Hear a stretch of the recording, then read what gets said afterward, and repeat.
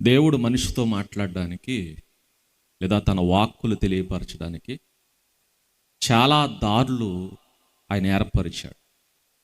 ఇంకా చెప్పాలంటే చాలా రకాలుగా దేవుడు మాట్లాడాడు. అందుకే బైబిల్లో చరిత్ర మనకు కనబడుతుంది, సైన్స్ మనకు కనబడుతుంది. అంటే నీకు చరిత్ర ఇష్టమైతే చరిత్ర ద్వారా దేవుడు నీతో మాట్లాడతాడు. సైన్స్ నీకు ఇష్టమైతే సైన్స్ ద్వారా తన ఆధారాలు దేవుడు నీకు చూపిస్తాడు. లేదు నీకు సామెతలు ఇష్టమైతే సామెతల ద్వారా దేవుడు నీతో మాట్లాడతాడు. లేదు నీకు పొడుపు కథలు ఇష్టమైతే పొడుపు కథల ద్వారా కూడా దేవుడు మాట్లాడతాడు. ఇలా చాలా దారులు దేవుడు బైబిల్లో వేసి మనకు అందించాడు. అంటే నీకు ఏది ఇష్టమో దాని ద్వారా తన వాక్కులు తెలుసుకోవడానికి ప్రయత్నించు అని.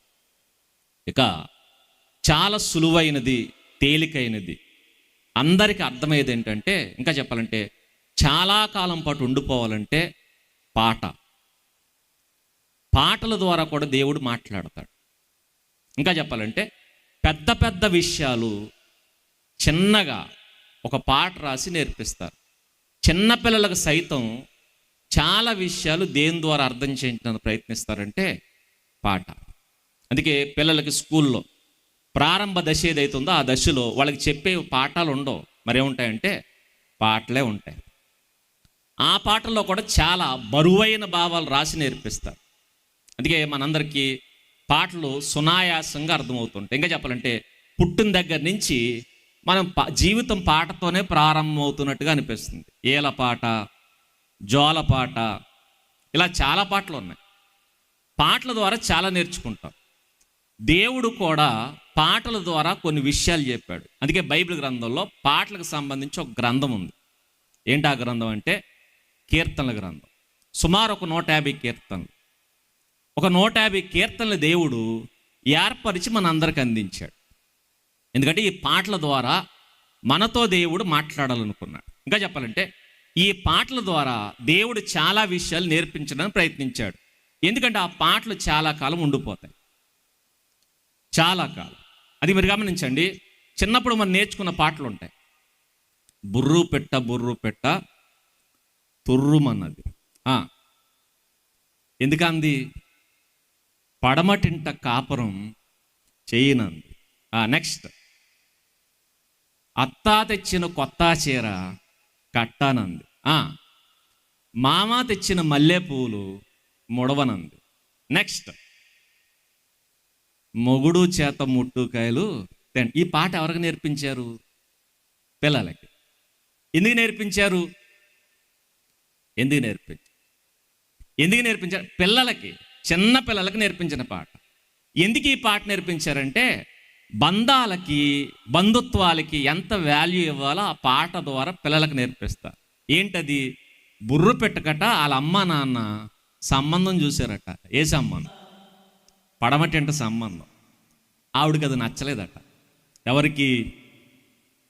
ఆ బుర్రు పెట్టక నచ్చలేదట. నచ్చక ఏం చేసింది అంటే ఫస్ట్ అత్తగారి మీద తిరగబడింది. ఏంటది? పైగా పాత చీర కూడా కాదట. అత్త కొత్త చీర తెస్తే నేను కట్టను పొమ్మందట. నెక్స్ట్, మామగారు తెచ్చేస్తే ప్రేమతో నేను పెట్టుకొని బొమ్మందట. దానివల్ల ఏం జరిగింది? భర్త వచ్చి తన్నాడు. అంటే చెప్పిన మాట వినకపోతే ఏం జరుగుతుంది? దెబ్బలు తింటావు. ఎవరి చేత? అందుకే తర్వాత నీ బతుకేమవుతుందంటే ఇటు అమ్మ ఆదరించలేదు, నెక్స్ట్ అటు భర్త ఆదరించలేదు, అత్తమామ ఆదరించలేదు. కాబట్టి ఏం చేసింది? బుర్రు పెట్ట తుర్రుమంది. ఇది నేర్పించారు. ఎప్పుడు? స్కూల్కి వెళ్ళే పిల్లలకి భవిష్యత్తులో పెళ్ళైన తర్వాత ఎలా ఉండాలి. ఇదిగో అమ్మ నాన్ని మేలు కోరి ఓ సంబంధం చేస్తే దాంట్లో ఒదిగిపోవాలని చిన్నప్పుడే నేర్పించడానికి ప్రయత్నించినటువంటి ప్రయత్నం. మనుషులే ప్రయత్నాలు చేశారు చూడండి. అలాంటి దేవుడు ఎలాంటి ప్రయత్నాలు చేస్తాడంటే చాలా విషయాలు ఆ పాటల ద్వారా నేర్పిస్తాడు. అందుకే ఆ పాట మనకి ఎప్పటికీ గుర్తుంది. ఎప్పుడు నేర్చుకున్నాం? చిన్నప్పుడు ఎప్పుడో నేర్చుకున్నాం. పాటలు మర్చిపోయాం, పాటలు మాత్రం గుర్తుంటాయి. అందుకే దేవుడు మోషే చేత ధర్మశాస్త్రాలను ఉపదేశం చేయించాడు మొదటిసారి. మరలా రెండోసారి చెప్పిన తర్వాత కూడా ఆయన అన్నాడు, ఇలా గుర్తుండదు కానీ ఏం చేయి, ఓ పాట రాసి వీళ్ళందరికీ నేర్పించు అన్నాడు. అంటే పాట రాసి నేర్పిస్తే ఆ పాట మనుషులు అంత తొందరగా మర్చిపోరు. కాబట్టి దేవుడు పాటల ద్వారా కూడా చాలా విషయాలు చెప్తాడు. కాబట్టి ఈరోజు మనకు తేలిగ్గా సులువుగా అర్థమయ్యే పాటల గ్రంథంలో నుంచే ఓ పాట తెలుసుకుందాం. ఏ పాట? మొదటి కీర్తన. తెలుసా తెలీదా? తెలీదు అన్నవాళ్ళు మీ గోల్డెన్ హ్యాండ్స్. ఈ కీర్తన మాకు తెలియదండి, ఈరోజు తెలుసుకున్నాం. అమ్మయ్య, అందరూ తెలుసు అన్నమాట. ఇక అందరూ తెలిసిన తర్వాత ఇంకెందుకు, ప్రార్థన చేసి వెళ్ళిపోదాం. అయితే వెళ్ళిపోదాం. ఎంతవరకు తెలుసో తెలుసుకుందాం. ఏంటి మొదటి కీర్తన అంటే, మీరు గమనించండి, ఈ గ్రంథాన్ని 150 కీర్తనల గ్రంథాన్ని ఎజ్రా గారు నెహెమియా గారు కూర్చారట. ఎజ్రా గారు నెహెమియా గారు. భక్తులు రాసిన పాటలు చాలా ఉన్నాయి, చాలా. ఇంకా చెప్పాలంటే సొలొమోను గారు ఎన్ని కీర్తనలు రాశారంటే బైబిల్ ఇచ్చిన సాక్ష్యం ఏంటో తెలుసా? 1005. జ్ఞానవంతుడైన సొలొమోను గారు 1000 కీర్తనలకు పైగా రాస్తే దీంట్లో ఎన్ని కీర్తనలు పెట్టారు? 2 పెట్టారట. అంటే 1005లో ఎన్ని తీసేశారు? సుమారు 1003 తీసేశారట. ఏంటి, ఆయన రాసిన కీర్తనలే తీసేశారంటే ఈరోజు మనోళ్ళు రాస్తున్నారు పాటలు. ఏ పాటలు? ఏ పాట? ఏ పాటలు అంటే ఈరోజు పాటలు చూడండి, క్రైస్తవ పాటలు ఏమవుతున్నాయి? ట్రోలింగ్. ఆవిడెవరో అక్క ఓ పాట రాసింది, ఏంటి, చెట్ట మారింది జుట్టు మారింది అని. ఒకవేళ నేను అనుకుంటూ ఉంటాను, ఈ రోజు మనోళ్ళు రాసిన పాటలు తీసుకెళ్ళి ఎజ్రా గారండి దేవుని కోసం పాట రాసామండి గ్రంథంలో పెట్టండి అంటే చెప్పండి, కత్తెట్టి నరికేస్తాడు ఆయన. ఏం పాట ఇది? ఏం పాట ఇది? నీ పాట ఏంటి? నీ పాడే విధానం ఏంటి? చూడండి, వాళ్ళ రాసిన పాటలనే 1000 పాటల్లోంచి 150 కీర్తనలు ఏరారంటే ఎలాంటి కొలతల ఆ పాటలు చూశారు వాళ్ళు. 150 కీర్తనలట, మిగిలినవన్నీ పక్కన పెట్టారు. ఒక 150 కీర్తనలు ఎంపిక చేసి ఇది ప్రతి తరానికి కావాలి, ప్రతి తరానికి కీర్తనలు అవసరమని ఈ కీర్తనలు మనకి ఏరిచ్చారు. అందుకే ఆణుముత్యాల కంటే అమూల్యమైన కీర్తన. ఈ కీర్తనలు మనం చాలా జాగ్రత్తగా ధ్యానించాలి. పైగా 150 కీర్తనలు చాలా గొప్పవి. అంటే కీర్తనలు, భక్తులు రాసిన కీర్తనలు గొప్పవి. గొప్ప వాటిలో ఈ 150 చాలా గొప్పవి. చాలా గొప్పవి 150 ఏరితే మరలా వాళ్ళకు డౌట్ వచ్చిందట. సరే, ఈ 150 కీర్తనలో ఫస్ట్ ప్లేస్ దేనికి ఇవ్వాలి? ఫస్ట్ ప్లేస్ దేనికి ఇవ్వాలి? ఎందుకంటే మొదటి స్థానం దేనికి ఇవ్వాలంటే అన్ని కీర్తనలు నెట్టుకుని ఈ కీర్తన ఫస్ట్ ప్లేస్కి వచ్చిందట. ఫస్ట్ ప్లేస్ అంటే దీని వాల్యూ ఏంటో మనకు అర్థం కావాలి. దాని వాల్యూ ఏంటో దీనికి అర్థం కావాలి. మీరు గమనించండి, ఏమంటారు ఏంటి ఇది కీర్తనని? ముఖద్వారము అంటారు. ముఖద్వారం, ప్రవేశ ద్వారం. ఇంకా చెప్పాలంటే గేట్ లాంటిది. 150 కీర్తనలోనికి ప్రవేశించే ముందు ఇది గేట్ లాంటిది. దాని సారాంశం చాలా గొప్పది. అందుకనే ఇది ప్రార్థన కాదు, ఇది స్తుతి గీతం కాదు, మరేంటదంటే విజిడమ్ సాంగ్ అంటారు. అంటే జ్ఞానము నేర్పించే కీర్తన. ఈ కీర్తన జ్ఞానం నేర్పిస్తుందట. జ్ఞానయుక్తమైన కీర్తన జ్ఞాన కీర్తన అంటారు. జ్ఞాన కీర్తన. చాలా విషయాలు ఈ కీర్తనలో మాట్లాడుతుంటాడు. పైగా ఎన్ని వచనాలు ఉంటాయంటే ఎన్ని? 6 వచనాలు ఉన్నాయి. కానీ 6 వచనాలు కూడా ఏం చేస్తాయంటే 66 పుస్తకాల సారాంశం మొత్తం 6 వచనాలు చెప్పేస్తాయట. 66 పుస్తకాల సారాంశం ఈ 6 వచనాలు చెప్తాయట. అందుకనే చాలామంది బైబిల్ పండితులు అంటారు, ఒకవేళ బైబిల్ అంతా దుష్టులు మనకు దూరం చేసిన ఈ ఒక్క కీర్తన నీ మైండ్లో ఉంటే బైబిల్ అంతా, లేదా బైబిల్ సారాంశం అంతా ఈ కీర్తన నీకు ఎప్పటికప్పుడు హెచ్చరిస్తూ ఉంటుందట. అంటే ఈ ఒక్క కీర్తన అంత ప్రాముఖ్యమైంది అని మాట్లాడతారు. అంత ప్రాముఖ్యమైంది. కాబట్టి ఆ కీర్తన ఏం చెప్తుంది తెలుసుకోవడానికి ప్రయత్నిద్దాం. మొదటి వచనం, ఈ 6 వచనాల్లో ఫస్ట్ వచనంలో మనిషి అనేవాడు ఏం చేయకూడదు, ఏం చేయకూడదో ఫస్ట్ వచనం చెప్పింది.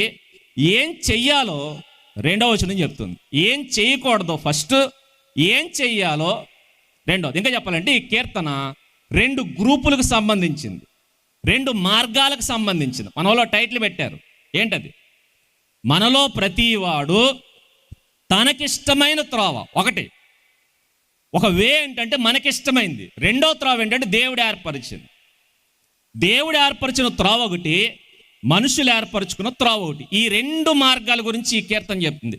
రెండు మార్గాలు ఉన్నాయి, రెండు గ్రూపులు ఉన్నాయి. మరలా ఈ న్యూట్రల్ గ్రౌండ్ ఏం లేదు, అంటే మధ్యస్థంగా ఉన్నదేమీ లేదు. అయితే దేవుని మార్గంలో ఉండాలి, రెండవది లేదా మనుషుల మార్గంలో ఉండాలి. మధ్యలో ఉండడానికి ఎవరికి కుదరదు. రెండు మార్గాలు ఉన్నాయి, రెండు గ్రూపులు. ఒకటి దేవునికి సంబంధించిన గ్రూపు, రెండవది దెయ్యానికి సంబంధించిన గ్రూపు. ఏ గ్రూపులో ఉన్నావు, ఏ మార్గంలో ఉన్నావు, ఇక్కడ ఈ కీర్తన చెప్తుంది. ఫస్ట్ ఏం చేయకూడదో స్టార్ట్ చేశాడు. ఏం చేయకూడదు? దుష్టుల ఆలోచన చెప్పున నడవద్దు అన్నాడు. మీరు గమనించండి, మనుషులుగా మనకు వీక్నెస్ ఉంటుంది. ఏంటి ఆ వీక్నెస్ అంటే, ఏది చెయ్యాలన్నా మన ఆలోచన కన్నా పక్కోల ఆలోచనే ఎక్కువ తీసుకుంటాం. ఫర్ ఎగ్జాంపుల్, ఏదైనా బట్టలు కొనాలనుకున్నారనుకోండి, బయట బట్టలు అమ్మే ఆయన అలా మూటేసుకుని వెళ్తున్నప్పుడు అమ్మ గేకేసింది, ఏమండోయ్ అని. ఆయన ఆగాడు. నెక్స్ట్ ఏం చేస్తుంది? నెక్స్ట్ పక్కింటి ఆవిడ గేకేస్తుంది, అక్క రా. నెక్స్ట్ చెల్లి రా. తర్వాత వదినా రా. వీళ్ళెందుకు? తలకోచేరా అనుకుంటున్నావా? లేదు, కొనుక్కునేది ఎవరికి? నీకే కొనుక్కున్నప్పుడు ఆలెందుకంటే చెప్పండి, దేనికి? సెలెక్ట్ చేయడానికి. ముందేసి తలో చీర తీసి అంటది, బాగుందా, అంచు బాగుందా, తర్వాత రంగు బాగుందా, నెక్స్ట్ క్వాలిటీ బాగుందా, ఇన్ని ఆరా తీయడానికి. చూడండి, వీళ్ళందరూ ఓటేస్తే అప్పుడు పోను కొనడానికి అంటే కాదు, కట్టుకునేటప్పుడు బీరువా నిండగా ఆల్రెడీ ఏరికి కోరికని తెచ్చుకున్న చీరలు ఉంటే కట్టేటప్పుడు భర్తను పిలిచి, ఇది వేసుకోమంటారా, ఇది కట్టుకోమంటారా, లేదా అమ్మని కాకేసి, అమ్మా ఈ డ్రెస్ వేసుకోనా, దేనికి? సలహా. పక్కోళ్ళ ఆలోచన తీసుకోవడం మనకు అలవాటు. ఇదే కాదు, ఏదైనా పక్కోళ్ళ ఆలోచన తీసుకుంటాం. అందుకే చివరికి మనకి తెలియని ఊరు ఏదైనా వెళ్ళాం అనుకోండి, అక్కడ టిఫిన్ చేయడానికి కూడా ఫస్ట్ చుట్టూ చూస్తాం. చుట్టూ చూసి జనం ఎక్కడ ఎక్కువ ఉంటే ఆడికి వెళ్తాం. ఎందుకు? అక్కడ ఎక్కువ ఉన్నారంటే అర్థం ఏంటి? అదన్నమా. ఇలా ఏంటి తినే టిఫిన్కి అంటే అవును, ప్రతి దానికి మనం పక్కోళ్ళ మీద ఆధారపడతాం, పక్కోళ్ళ మీద. అలాగే ప్రతిదీ కూడా ఆలోచన తీసుకుంటామట. ఆలోచన, ఏది చేయడానికైనా ఆలోచన. వ్యాపారం చేయాలంటే ఆలోచన. చివరికి చదువుకునేటప్పుడు ఏ గ్రూప్ తీసుకోవాలో ఆలోచన. ఇలా ప్రతిదీ కూడా ఆలోచన తీసుకోవడం మనందరికీ అలవాటు. కాబట్టి ఇలా ఆలోచన తీసుకునేటప్పుడు దేవుడు అంటున్నాడు, దుష్టుల ఆలోచన చెప్పున నడవద్దు. ఎందుకంటే బయట దుష్టులు బోడంత మంది ఉన్నారు. దుష్టులు ఎవరు అంటే చెప్పండి, ఎవరు?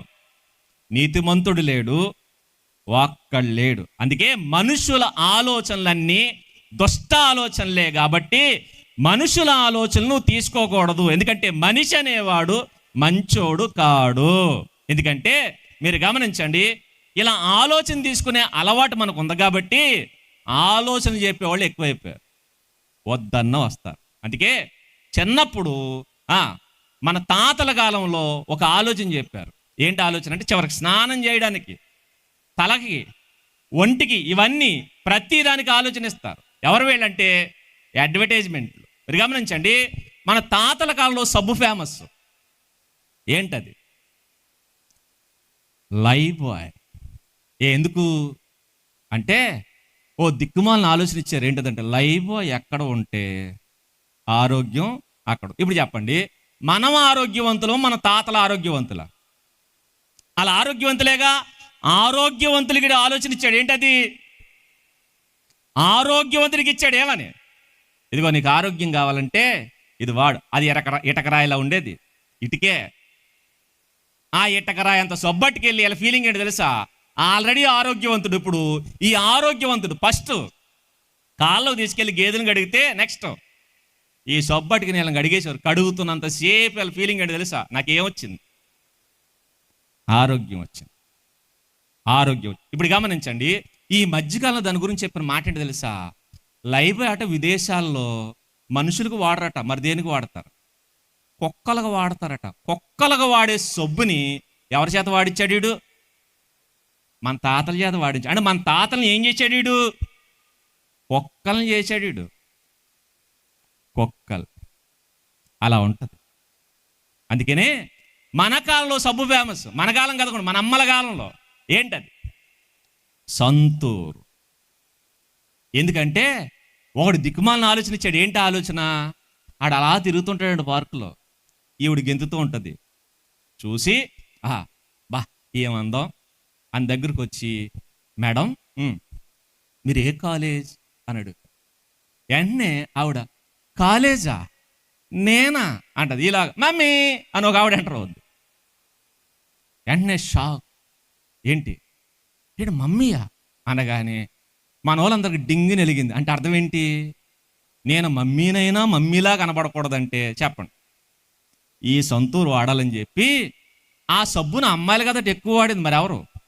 అమ్మమ్మలు అందరూ వాడేశారట. వాడేసి వీళ్ళ ఫీలింగ్ వాడుతున్నంతసేపు దారంటే వెళ్తున్నప్పుడు ఎవరైనా వచ్చి చెప్పండి ఏ కాలేజ్ అని అడుగుతారు. అడిగారా? ఎవరు అడగలా. ఇక అది పోయి ఏ కాన్వెంట్ మా అమ్మ అని అడుగుంటారు. ఏ కాన్వెంట్లో అయ్యగ చేతనం అని అడగరు. ఎందుకు? ఇప్పుడు చెప్పండి, అది ఏ ఆలోచన? అది ఏ ఆలోచన? దానికోసం నవయవనం వచ్చేతనం రాదు. 7 వారాల్లో నల్లగా ఉన్న ముఖాలు తెల్లగా వచ్చేద్దని చెప్పారు. వచ్చేద్దని చెప్పి తెగ రాసేసారు అందరూ. రాసేస్తే ఈ మధ్యకాలంలో చెప్పింది తెలుసా? దాంట్లో ఏం కలిపారట? పంది కొవ్వు. ఇప్పుడు చెప్పండి, ఆ పంది కొవ్వుని తీసుకుని ఏం చేశారు? మొఖాలకు రాసేసి, పెదాలకు రాసేసి, ఆ పెదాలు సప్పలించేసి పందిని చూస్తేనేమో సి అంటారు. ఏంట్రా అంటే తెల్లగా అయిపోవాలి. మనం ఇండియన్స్ ఏ ఛాయ గట్టిగా అయితే సామనసాయ. కానీ మనం ఏమనుకుంటాం? తెగ రాసేసారు. చూడండి, ఈ ఏ ఆలోచనలు? దుష్టుల ఆలోచన. మంచి ఆలోచన ఎవడు? అందుకనే దంసపు యాటొస్తుంది చూసారా? ఆడు ఎగురుతాడు, దూకుతాడు. మరి ఏం చేస్తాడు? ఏంట్రా అంటే దంసప్ పిచ్చుకుని తాగడానికి దమ్ము. తాగడానికి దమ్ము ఎందుకండి? 10 రూపాయలు ఉంటే చాలు, కొట్లో ఫ్రీగా దొరుకుతుంటే ఈడు దానికోసం కొండలకు దూకేస్తుంటాడు. దూకేసి అంటాడు దమ్ముందా అంటే, మన నాకు దమ్ము లేకపోతామేంటని చెప్పి కాయల మీద కాయలు తెగ తాగేసేసి అందరికి షుగర్లు వచ్చేసినాయి. దేనికి? ఆడు దమ్ముందన్నాడు. ఇప్పుడు ఏం చెప్పాలి? దమ్ముందని నిరూపించాలి. ఇలా చెప్పండి, మీరు ప్రతి విషయంలో మీరు గమనించండి, ప్రతి చోట ఈ దుష్ట ఆలోచనలు ఇస్తారు. అందుకనే దిల్ మాంగే మోర్. ఏంటది? పెప్సీ. మీ హృదయం మళ్ళీ అడుగుతుందట దేన్ని? దమ్ములో అన్నాడు. ఏంటి ఆ దమ్ము? సిగరెట్. దమ్ములో ఆనందం అట. ఏంటి? పొగ తాగితే ఆనందమా? ఎవడు చెప్పాడండి? యాడ్లు. ఈ యాడ్ల ద్వారా మంచి ఆలోచనలు ఇచ్చారా, చెడ్డ ఆలోచనలు ఇచ్చారా? చెడు. అందుకే దేవుడు అన్నాడు, ఈ దుష్టుల ఆలోచన చెప్పున నడవు. ఇంకా చెప్పాలంటే ఇవి శరీరానికి సంబంధించినవి. ఇక బంధాలకు సంబంధించి కూడా ఈ పనికి మాలిన ఆలోచనలు బోల్డ్ ఇచ్చారు. మీరు గమనించండి, పెళ్ళి ఎలా చేసుకోవాలని అడగండి లోకాన్ని. ఏం చెప్పింది? 1000 అబద్ధాలు ఆడైనా పెళ్లి చేయాలి. ఎవడు చెప్పాడండి? ఎవడు చెప్పాడు? పెళ్లి గురించి దేవుడు చెప్పింది ఏంటి? వివాహం అన్ని విషయములలో ఘనమైంది. దేవుడు ఘనమైందిరా అని చెప్పాడు. ఘనమైందంటే ఘనమైన దాన్ని ఎలా చేయాలి? సత్యంతో కట్టాలా, అబద్ధంతో కట్టాలా? పెళ్ళంటే 2 జీవితాలు, పెళ్ళంటే 2 కుటుంబాలు, పెళ్ళంటే 2 గ్రామాలు కలిస్తే ఇలా కలిసే బంధం దేంతో కట్టబడాలి? అబద్ధాలతో, నిజాలతో కట్టబడాలి. నిజాలతో. కానీ ఈరోజు ఏం చేశారు తెలుసా? అబద్ధాలతో కట్టేసి సమర్థించుకోవడం అంటారు పెళ్ళి ఎలా చేయాలి. అందుకనే ఆడు దరిద్రుడైనా, వాడు రోడ్డంట తిరుగుతున్నా, వాడు పచ్చి తాగుపోతైనా చెప్పేటప్పుడు అంటే తెలుసా? కుర్రోడంత మంచోడు లేడు. మరి అమ్మాయి ఇంట్లోనే ఉండదు, కానీ తల దించితే ఎత్తదు కాదు, ఎత్తునోడు తల నరికేసి రకం అది. కానీ ఇది మాత్రం చెప్పరు, ఎందుకంటే అబద్ధాలాడి చెయ్యాలి. మీరు గమనించండి, ఆలోచనలు మనుషుల దగ్గర తీసుకోకూడదు. మరేం చేయాలంటే దేవుడు ఇస్తాడు. ఏంటి దేవుడు చెప్తాడు. పెళ్లి ఘనమైందని చెప్పాడు. వ్యాపారం చేయాలి ప్రభు అంటే ఎలా చేయాలంటే ఆయన అంటాడు, దుర్వ్యాపారము చేయకో. దుర్వ్యాపారం చేస్తే ఏమవుద్దంటే బోళ్ళు చెప్పాడు. ఇదిగో తప్పిపోయిన కుమారుడు ఉపమానం. దుర్వ్యాపారం చేసి ఏం చేశాడట? పందులు తినే పొట్టు తిన్నాడు. మీరు గమనించండి, వ్యాపారం చేస్తే నిజాయితీగా చేయి, దుర్వ్యాపారం చేయకు. చేశావా నీ ఆస్తంతా దాంట్లో పోద్ది. తర్వాత నీకు తినేదంటే తెలుసా? పందులు తినే పెంట తిని బతకాలి. బైబిల్ ఇచ్చే స్టేట్మెంట్. వ్యాపారం ఎలా చేయాలంటే ఇలా, ఉద్యోగం ఎలా చేయాలంటే జీతముతో సంతృప్తి చెందు అని చెప్పాడా లేదా? యోహాన్ గారు చెప్పిన మాట, లంచము పుచ్చుకోవద్దు, మీకు నియమించిన జీతంతో సంతృప్తి చెందండి. ఇలా ప్రతి విషయంలో దేవుడు సలహా ఇస్తాడు. ఎలా ఉండాలంటే నేర్పిస్తాడు. ఇప్పుడు చెప్పండి, సలహా ఎవరు తీసుకోవాలి? దేవుడి దగ్గర. మరి ఎవరు తీసుకోకూడదంటే బయట దుష్టులు ఉన్నారు, వాళ్ళ ఆలోచన నువ్వు తీసుకో. బట్టలు ఎలా ఉండాలి అని అడిగామనుకోండి, చెప్పాడు లేదా? ఎలా ఉండాలి? మిగుల వెలగల వస్త్రముల జోలికి పోవద్దు. ఇటు బట్టల గురించి కూడా. అవును, బట్టల గురించి కూడా. భార్య ఎలా ఉండాలి చెప్పండి? జ్ఞానవంతురాలై ఇల్లు కట్టుకోవాలి, గృహ పరిపాలన చేయాలి, భర్త ఎదుట లోబడి ఉండాలి. భర్త ఏం చేయాలి? భార్యను ప్రేమించాలి. ఇలా మీరు ఏది అడుగుతారో అడగండి, ప్రతి దానికి దేవుడు సలహా ఇస్తాడు. చెప్పండి, ఎవరి సలహా తీసుకోవాలి? దేవుని సలహా. అందుకంటాడు, దుష్టుల ఆలోచన నీవు తీసుకోవద్దు. ఇక రెండవది, పాపుల మార్గములో నిలబడద్దు అన్నాడు. పాపుల మార్గంలో నిలబడద్దు. దుష్టుల ఆలోచన చెప్పు నడవద్దు, పాపుల మార్గంలో నిలబడద్దు. మీరు గమనించండి, పాపుల మార్గంలో నడవద్దు అని చెప్పట్లేదు, కనీసం పాపుల మార్గంలో నువ్వు నిలబడవద్దు. ఎందుకు ఈ మాట చెప్తున్నాడంటే, నీతిమంతుల మార్గం చాలా ఇరుగ్గా ఉంటుంది. మరి పాపుల మార్గం నేషనల్ హైవేలా ఉంటుంది. మీరు గమనించండి, హైవేలా కనిపించేది, నీట్గా సీసీ రోడ్లతో మెరిసిపోయేటట్టు కనబడేది పాపుల మార్గం. కానీ నీతిమంతుల మార్గం ఇరుకు. నీతిమంతుల మార్గం సంకుచితం. నీతిమంతుల మార్గం ఘాటీ రోడ్లా ఉంటుంది. ఎక్కాలి, దిగాలి, గోతులు, గొప్పులు, కొండలు, లోయలు, ఇవన్నీ నీతిమంతుల మార్గంలో ఉంటాయి. అందుకే మనకి ఈ నీతిమంతుల మార్గం నచ్చదు. మరేం నచ్చుతుంది? మనకు అన్ని షార్ట్ కట్లు కావాలి. ఏంటదంటే స్పీడ్గా వెళ్ళిపోవాలి, స్పీడ్గా. అందుకే మీరు గమనించండి, డబ్బులు సంపాదించాలి అంటే ఏం చేయాలి? నీతిమంతుల మార్గం కష్టపడి సంపాదించాలి. ఉదయం లేచి రాత్రింబగలు కష్టపడి సంపాదించాలి. కానీ పాపుల మార్గం అయితే షార్ట్ కట్లో సంపాదించాలి. ఏది బాగుంటుంది? అది మీరు గమనించండి, కష్టపడి సంపాదించడం చాలా కష్టం. డబ్బులు సంపాదించాలనుకోండి, పాలు ప్యాకెట్లు అమ్మితే, పాలు అమ్మాలంటే ఏం చేయాలి? అయితే గేదెలను కొనాలి, కొని వాళ్ళని మేపాలి, మేపి ఎంత పని ఉంటుంది. పైగా ఆ గేదెలను మేపితే ఎన్ని పాలు ఇస్తుంది? ఇచ్చిన పాలు ఇంటింటికి తిరిగి వెయ్యాలి. లేదు, పాలు ప్యాకెట్లు అమ్మాలన్నా ఎన్నింటికి లేగాలి? 10ంటికా? తెల్లవారుజామున ఇంకా చెప్పాలంటే 12 గంటలుగా లేచి వెళ్తారు. 12 గంటలకు లేచి వెళ్ళి, లేదా తెల్లవారుజాము 4, 3 ఆ టైంకి వెళ్ళి పాలు ప్యాకెట్లు తీసుకుని వెళ్ళి ఇంటింటికి వెళ్ళి ప్యాకెట్ వేస్తే ఎంత వస్తుంది? అయితే ₹0.50 లేదా ₹1 లేదా ₹2, అంతకు మించి ఉండదు. లేదు, జాంకాయలు అమ్మాలన్నా ఏం చేయాలి? రోడ్డంతా తిరుగుతూ జాంకాయలను అరవాలి. అలా కాకుండా బ్రాందీ షాప్ పెడితే ఎంత వస్తుంది? పైగా బ్రాందీ షాప్ పెట్టామనుకోండి, మనం ఊరు తిరగక్కర్లా, ఆలే మన దగ్గరకు వచ్చి, పైగా మనం పొద్దున్నే లేవక్కర్లా, ఆలే వచ్చి మనల్ని లేపుతారు. అసలు పడుకోనెవరు. పైగా మనకు పంచువాలిటీ లేదంటాడు. మరి వ్యాపారం చేసుకుని లక్షణం ఉంది నీకు, ఇంత లేట్ ఏంటి? 10 నిమిషాలు లేట్ అయితే పొద్దున్నే వచ్చి వాళ్ళే లేపుతారు మనల్ని. లేపేం చేయాలి? ఇదిగో తీ.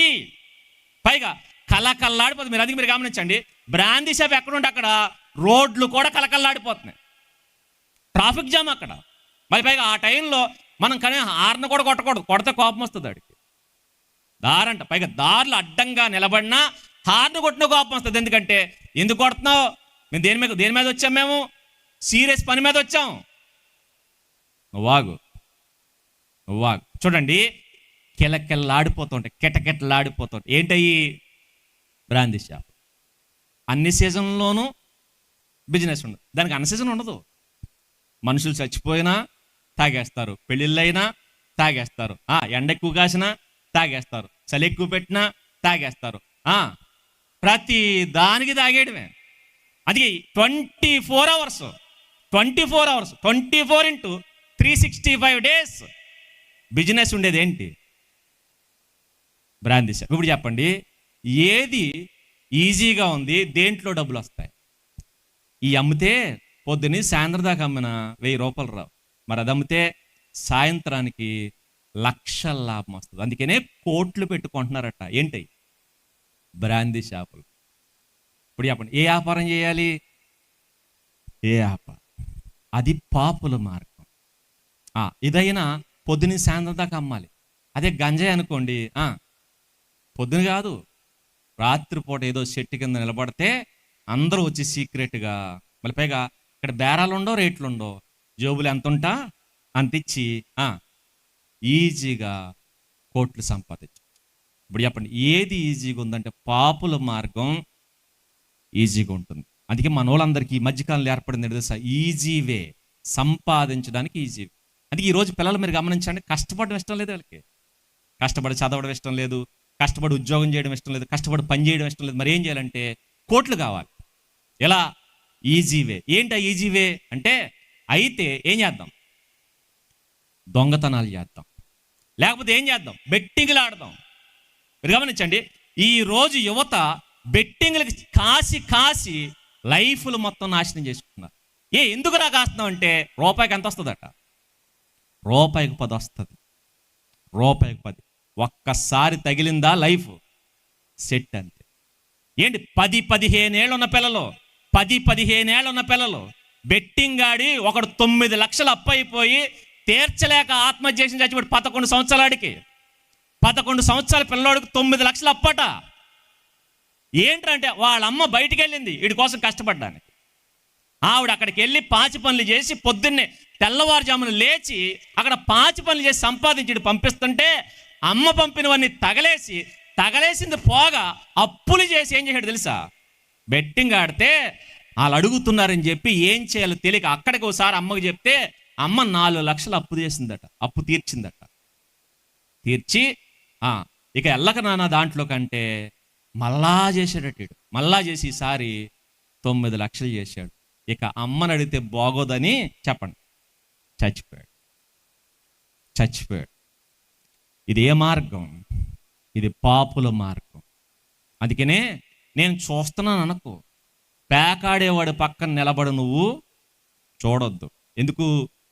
ఫస్ట్ చూస్తావు, నెక్స్ట్ ఆడతావు.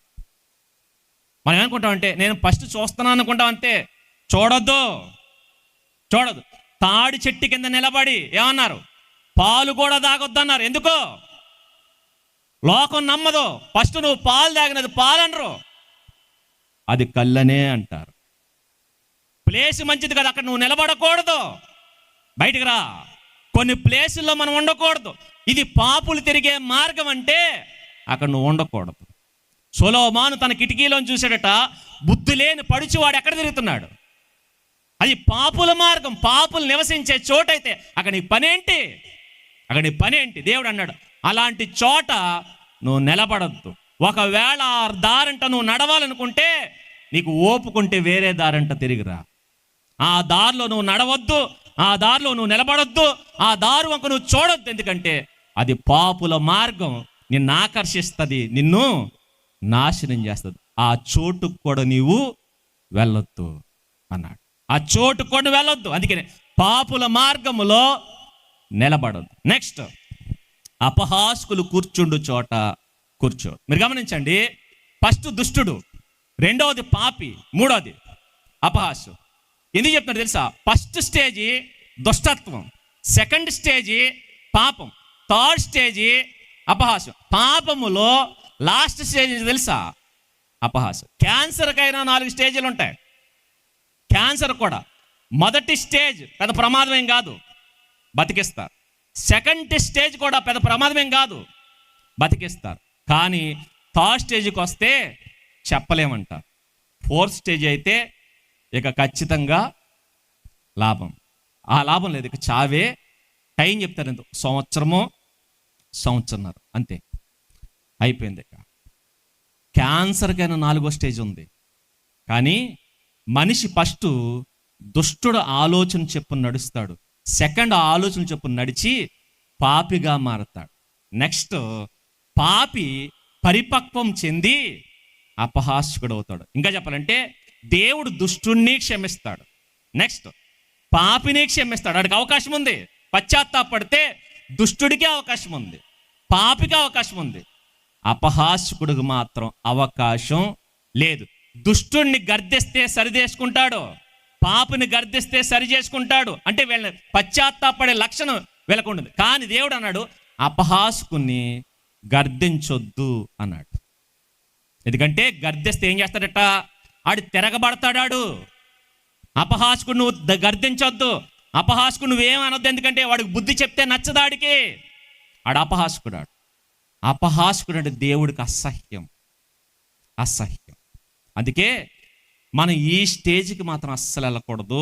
వెళ్ళడమే కాదు, అలాంటి వాళ్ళు నీ చుట్టుపక్కల ఉంటే అక్కడ నీవు ఉండకూడదు. అందుకని అపహాసుకులు కూర్చుండు చోట కూర్చో. ఏంటి అపహాస్యం అంటే, హాస్యానికి అపహాస్యానికి తేడా ఉంది. హాస్యం అంటే నవ్వడం, అపహాస్యం అంటే నవ్వడం కాదు. దేవుడు నవ్వడాన్ని తప్పుపట్టడు. నవ్వండి, ఎందుకంటే ఆయనే మనకు నవ్వు కలగజేస్తాడు. నవ్వునిచ్చింది దేవుడే. ఆయన అన్నాడు ఆనందించుడి, మరలా చెబుతాను ఆనందించండి. ఎక్కడ? ప్రభువు యందు ఆనందించండి, ప్రభువుతో ఆనందించండి. ఆనందం దేవునితో ఉండాలి, దేవునిలో ఉండాలి, దేవుడు చెప్పినట్టు ఉండాలి. కానీ అపహాస్యం ఏంటంటే తెలుసా? అపహాస్యం అంటే మనం నవ్వడం కోసం ఎదుటోడిని ఏడిపించడం, ఎదుటివాడిని ఏడిపించి మనం సంతోషపడం. దీన్నే శాడిజం అంటారు. Sadism, psychoism. ఈ అపహాస్యులు ఎదుటి వాళ్ళని ఏడిపించి వీళ్ళ ఆనందపడతారు, వీళ్ళ ఆనందం కోసం ఎదుటి వాళ్ళని ఏడిపిస్తారు. దీన్నే మన పరిభాషలో చెప్పాలంటే ర్యాగింగ్ అంటారు. ర్యాగింగ్ అంటే వాళ్ళకంటే చిన్నోళ్ళని, వాళ్ళకంటే బలహీనుల్ని వాళ్ళని ఏడిపించి చివరికి వాళ్ళు చచ్చిపోతారన్న జాలి లేకుండా ఏడిపించి చంపేయడం. వాళ్ళ చావు వీళ్ళకి ఏమిస్తుంది? వాళ్ళ కన్నీళ్ళకి ఏమిస్తుంది? ఆనందం. ఇలా ఏడిపించి నవ్వేవాడిని దేవుడు అంటాడు ఆడు దుర్మార్గుడాడు, వాడు అపహాసుకుడాడు. ఎదుట వాళ్ళని ఎగతాళి చేస్తారు. నాడైతే ఎగతాళి చేసేవారు, తర్వాత ర్యాగింగ్ చేశారు. ఇప్పుడేంటి తెలుసా? ర్యాగింగే కాదు, ఇంకా అప్డేట్ అయ్యాం మనం. ఏంటది? ట్రోలింగ్.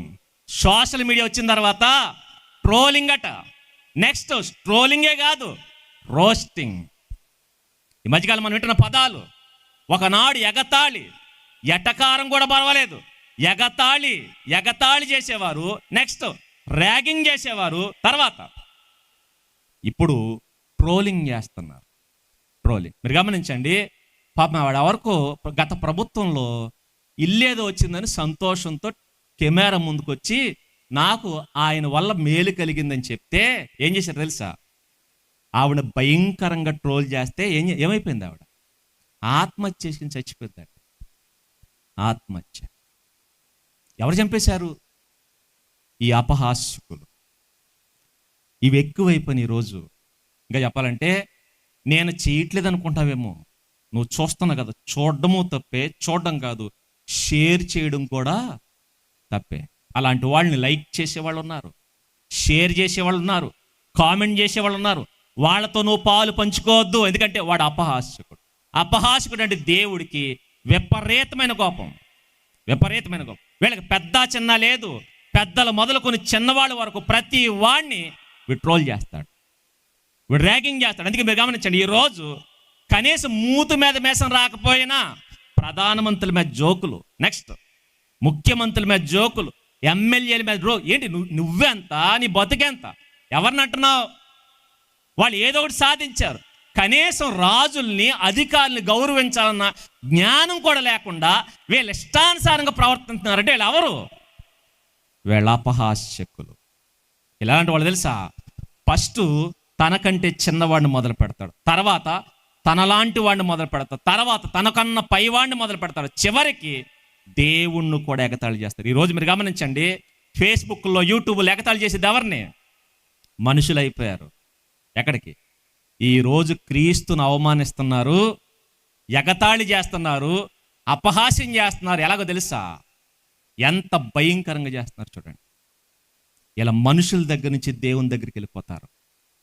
ఇలా వెళ్ళిపోయి వెళ్ళంటే దేవుడికి అసహ్యం. మీరు గమనించండి, ఈ అపహాసకులకి ఎలాంటి శిక్ష వస్తుందో మాట్లాడుతూ రాజుల మొదటి గ్రంథంలో సందర్భం మనకు కనబడదు. రెండో గ్రంథం, రాజుల రెండవ గ్రంథం 2వ అధ్యాయం, రాజుల 2వ గ్రంథం 2వ అధ్యాయంలో రాయబడుతున్న సందర్భాన్ని మీరు చూస్తే 23వ వచనం, అక్కడ నుండి అతడు బేతేలుకి ఎక్కి వెళ్ళెను. అతడు త్రోవను పోవుచుండగా బాలురు పట్టణములో నుండి బయటకు వచ్చారట. పట్టణంలో వచ్చి ఎవరు? బాలురు. మళ్ళీ పైగా పెద్దోళ్ళు కాదు, మరి ఎవరేలో? బాలురు. అక్కడ ఉన్న ఆయన ఎవరు? ఎలీషా గారు. పెద్ద ఆయన, చిన్న ఆయన? పెద్ద ఆయన. పైగా ఆ పెద్ద ఆయన సామాన్యుడు కాదు. ఎవరంటే ఎలీషా గారు ఏలియా గారి చేతుల మీద నీళ్లు పోశాడు. ఇంకా చెప్పాలంటే ఏలియా గారంటే రాజులు సైతం గజగజ వణుకుతారు. ఆయన పేరు చెప్తే ప్రజల్ని పాలించే రాజులే గజగజ వణికారు. తెలుసుగా మనకు ఆహాబు ఏలియా గారిని చూడగానే భయపడి ఆయన అంటాడు, నా పగవాడా, నేను నీకు దొరికేశానా? రాజే భయపడినటువంటి, రాజునే భయపెట్టినటువంటి ఏలియా గారు. అలాంటి ఏలియా గారికి ఈయన ప్రియ శిష్యుడు. అలాంటి ఆయనట వెళతంటే ఈ మోక పైగా ఎవరు వీళ్ళంటే బాలురు అన్నాడు. అంటే మరీ చిన్నపిల్లలు అనుకోకండి, చిన్నపిల్లలు కాదు. మీరు గమనించండి, వయసుని డివైడ్ చేస్తారు. ఫస్ట్ కిడ్స్ అంటారు, బాలురు. నెక్స్ట్ టీనేజ్ అంటారు, తర్వాత యంగ్ ఏజ్ అంటారు, తర్వాత మిడిల్ ఏజ్ అంటారు, తర్వాత ఓల్డ్ ఏజ్. మీకు ఈ బాలురికి యువకులకి మధ్య ఒక వయసు ఉంటుంది, దాన్ని టీనేజ్ అంటారు. అంటే వీళ్ళు పెద్దోళ్ళు కాదు, చిన్నోళ్ళు కాదు, వీళ్ళ టీనేజ్లో ఉన్నటువంటి వాళ్ళు. ఏ వయసు ఇది అంటే సుమారు ఒక 12 సంవత్సరాల నుంచి 18 సంవత్సరాల లోపు ఉన్నవాడు. 12 సంవత్సరాల నుంచి 18 సంవత్సరాల లోపు ఉన్న వేళట వచ్చి ఎవరిని ఎగతాళి చేస్తున్నారు? ప్రవక్తని ఎగతాళి చేస్తున్నారు. ఏమని ఎగతాళి చేశారు చూడండి. బాడీ షేమింగ్ చేస్తారట. ఏమని? బోడివాడా అన్నారట. ఇంకా చెప్పాలంటే బోడివాడంటే చెప్పండి, నెత్తి మీద ఎంటుకలు లేనివాడు అని అనుకోవచ్చు. మేబీ ఎలీషా గారికి నెత్తి మీద ఎంటుకలు లేవేమో, ఆయనది బోడిగుండా అయి ఉంటుందేమో. కానీ ఆ బాడీ షేమింగ్ చేశారనుకుంది. అదే కాదు, అక్కడ మీనింగ్ ఏంటంటే బోడివాడు అంటే మీనింగ్ ఏంటంటే, బోడి అన్న పదం మనం చాలాసార్లు వాడతాం, నెత్తి మీద ఎంటుకలు లేపని వాడతాం. కొన్నిసార్లు మనిషి ఏమీ చేయలేకపోతే నువ్వేంట్రా నన్ను చేసేది బోడి. అందుకంటారు ఆడపెత్తనం. నేను అంటలేదండోయ్, అన్న వాళ్ళని అడగండి, మిమ్మల్ని గుర్తు చేస్తున్నాను అంతే, మళ్ళీ నా మీద సీరేసారు కానీ ఆడపెత్తనం అన్నారట. ఎందుకు అంటే వాళ్ళని ఎగతాళి చేయడం. నువ్వేమీ చేయలేవు, నువ్వేంటి చేసేది. ఇక్కడ ఏలియా గారిని ఏమన్నా, ఎలీషా గారిని ఏమన్నా తెలుసా? నువ్వు బోడివాడురా, నువ్వు మమ్మల్ని ఏమీ చేయలేవు, నువ్వు మమ్మల్ని ఏం చేయలేవు. మా వెనక పెద్ద బలగం ఉంది. ఇలా గట్టిగా బలుసున్న వాళ్ళ ఫ్యామిలీ అయి ఉంటుంది, వాళ్ళ నాన్నకు బాగా డబ్బు ఉంటుంది, వాళ్ళ అమ్మ నాన్న అడ్డంగా సంపాదించుంటారు, అడ్డదారుల్లో వెనకేసి ఉంటారు. వీళ్ళకి బలగం ఉంది, పేరుంది, పదవులు ఉన్నాయి, వెనకాల ఇంత ప్రతిష్ఠ ఉంది. కాబట్టి అంటున్నారు నువ్వేమి చేయలేవురా, నువ్వేం చేయలేవు మమ్మల్ని, నీవు బోడివాడు, మమ్మల్ని ఏమి చేయలేవురా. అక్కడ మీనింగ్ అది. ఓ ఎలీషా, నువ్వు మమ్మల్ని ఏమి చేయలేవు, నువ్వు మాతో పోలిస్తే నువ్వు బోడివాడు, నువ్వు మమ్మల్ని ఏమి చేయలేవరు అని మాట్లాడుతున్నావు. నువ్వు బోడివాడు. ఇంకోటి ఏంటి తెలుసా? ఏమన్నారు? బోడివాడా, ఎక్కుపో అంటే కొండెక్కుపో అని కాదు, ఎక్కుపో అంటే మెట్లు ఎక్కుపో అని కాదు. అక్కడ అర్థం ఏంటంటే నీ గురువు పోయాడంటగా. నీ గురువు ఎవరు? నీ గురువు ఏలియా గారు. నీ గురువు పోయాడంటగా. ఎలా? ఏదో రథం ఎక్కిపోయాడటగా. మిమ్మల్ని సుడిగాలి వేరు చేసినప్పుడు ఏదో అగ్ని రథాలు వచ్చినాయటగా. ఆ రథాలు ఎక్కిపోయాడంటగా. నీ గురువుతో పాటు నువ్వు కూడా పోయావా? పో, నువ్వు కూడా ఎక్కిపో. నువ్వు కూడా పోతే పేడ వదిలిపోతారు. మాకు మీ గురువు ఏడిపించాడు మమ్మల్ని, మీ గురువు ఏడిపించాడు మమ్మల్ని. తిండి లేకుండా ఏడిపించాడు. కరువు వచ్చింది నీ గురువు వల్ల. మా రాజులు నీ గురువుకు భయపడ్డారు. మేము బయట తిరగలేకపోయాం. మా సుఖాలకి సంతోషాలకి అడ్డపడింది ఎవరు తెలుసా? మీ గురువు. మీరు గమనించండి, ఈ రోజు కూడా గద్దించే సేవకుడు కానీ ఎవరైనా ఎదురు పడితే అపహాస్కులైన పిల్ల కూడా తెలుసా, ఈ నస్సేంట్రా, ఈడు పోతే వదిలిపోతే. పాస్టర్ గారు మీ పిల్లల్ని గద్దించాడు అనుకోండి, లోపల ఫీలింగ్ అంటే తెలుసా, ఆడు నిజంగా అపహాజకుడైతే మంచోడైతే సరి చేసుకుంటాడు. కానీ అపహాజకుడైతే ఆడు అనుకుంటాడు, ఆయన అలా రోడ్డు అంట వస్తుంటే వీడి పేడెక్కువైపోయిందిరా, మా అమ్మ బాధ లేదు, మా నాన్న బాధ లేదు, వీడి బాధ ఎక్కువైపోయిందా, వీడు పోతే దరిద్రం వదిలిపోతా అనుకుంటాడు. ఇక్కడ ఎలీషా అని అంటున్నారు, నీ గురువు పోయాడంటగా, నువ్వు కూడా పోయావా? నువ్వు కూడా పోయావుగా. నీ గురువు ఏదో పరలోకం పోయాడంటగా, ఆరోహణమై, నువ్వు కూడా పోరా, దరిద్రం వదిలిపోద్ది అని ఎగతాళి చేశారు. బోడివాడా ఎక్కిపోమ్ము, బోడివాడా ఎక్కిపోమ్ము అని చెప్పి అతన్ని అపహాస్యం చేశారట. అపహాస్యం చేయగానే చూడండి, ఆయన సహించాడు. ఇంకా చెప్పాలంటే తననంటే సహిందుడు. తననే కాదు, ఎవరిని, తన గురువును కూడా అన్నారు. కోపం వచ్చి తిరిగాడట. వెనక్కి తిరిగి వారిని చూచి యెహోవా నామమును బట్టి వారిని శపించెను అన్నట్టు. మీరు గమనించండి, ఇదే అపహాస్యం. ఆయన ఎంత హట్ట అయి ఉంటాడు చూడండి. ఇంకా చెప్పాలంటే ఆల్రెడీ గురువు పోయి బాధలో ఉన్నాడు ఆయన. తెలుసు కదా మనకి, ఆరోహణమై వెళ్ళేటప్పుడు ఆయన బట్టలు చింపుకుని ఏడుస్తూ ఉంటాడు.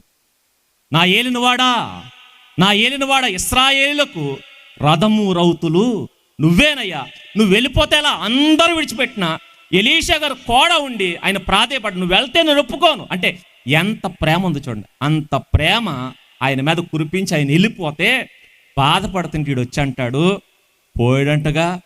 అంటే చావు కూడా వీళ్ళకి ఏమనిపిస్తుంది, ఒక మనిషి వెళ్ళిపోవడన్న బాధ లేకుండా ఆ బాధ కలిగిన మనిషిని వచ్చి అంటున్నారు, నీ గురువు పోయాడంటగా. చూడండి, ఎగతాళి చేస్తున్నారు చావును కూడా. ఒకనాడు ఒక మనిషి చచ్చిపోతే ఊరంతా ఏడ్చేదండి. ఆడు ఎలాంటి వాడైనా, సంబంధం లేకపోయినా, అరే నిన్నటి వరకు మన కళ్ళ ముందు తిరిగినవాడు, నిన్నటి వరకు మనతో మాట్లాడినవాడు ఈరోజు ఏమైపోయాడు, చచ్చిపోయాడని చెప్పి ఎంతో బాధ కుమ్ములిపోయేవాడు. మరి ఇప్పుడు శవం అక్కడే ఉంటుంది. ఇక్కడ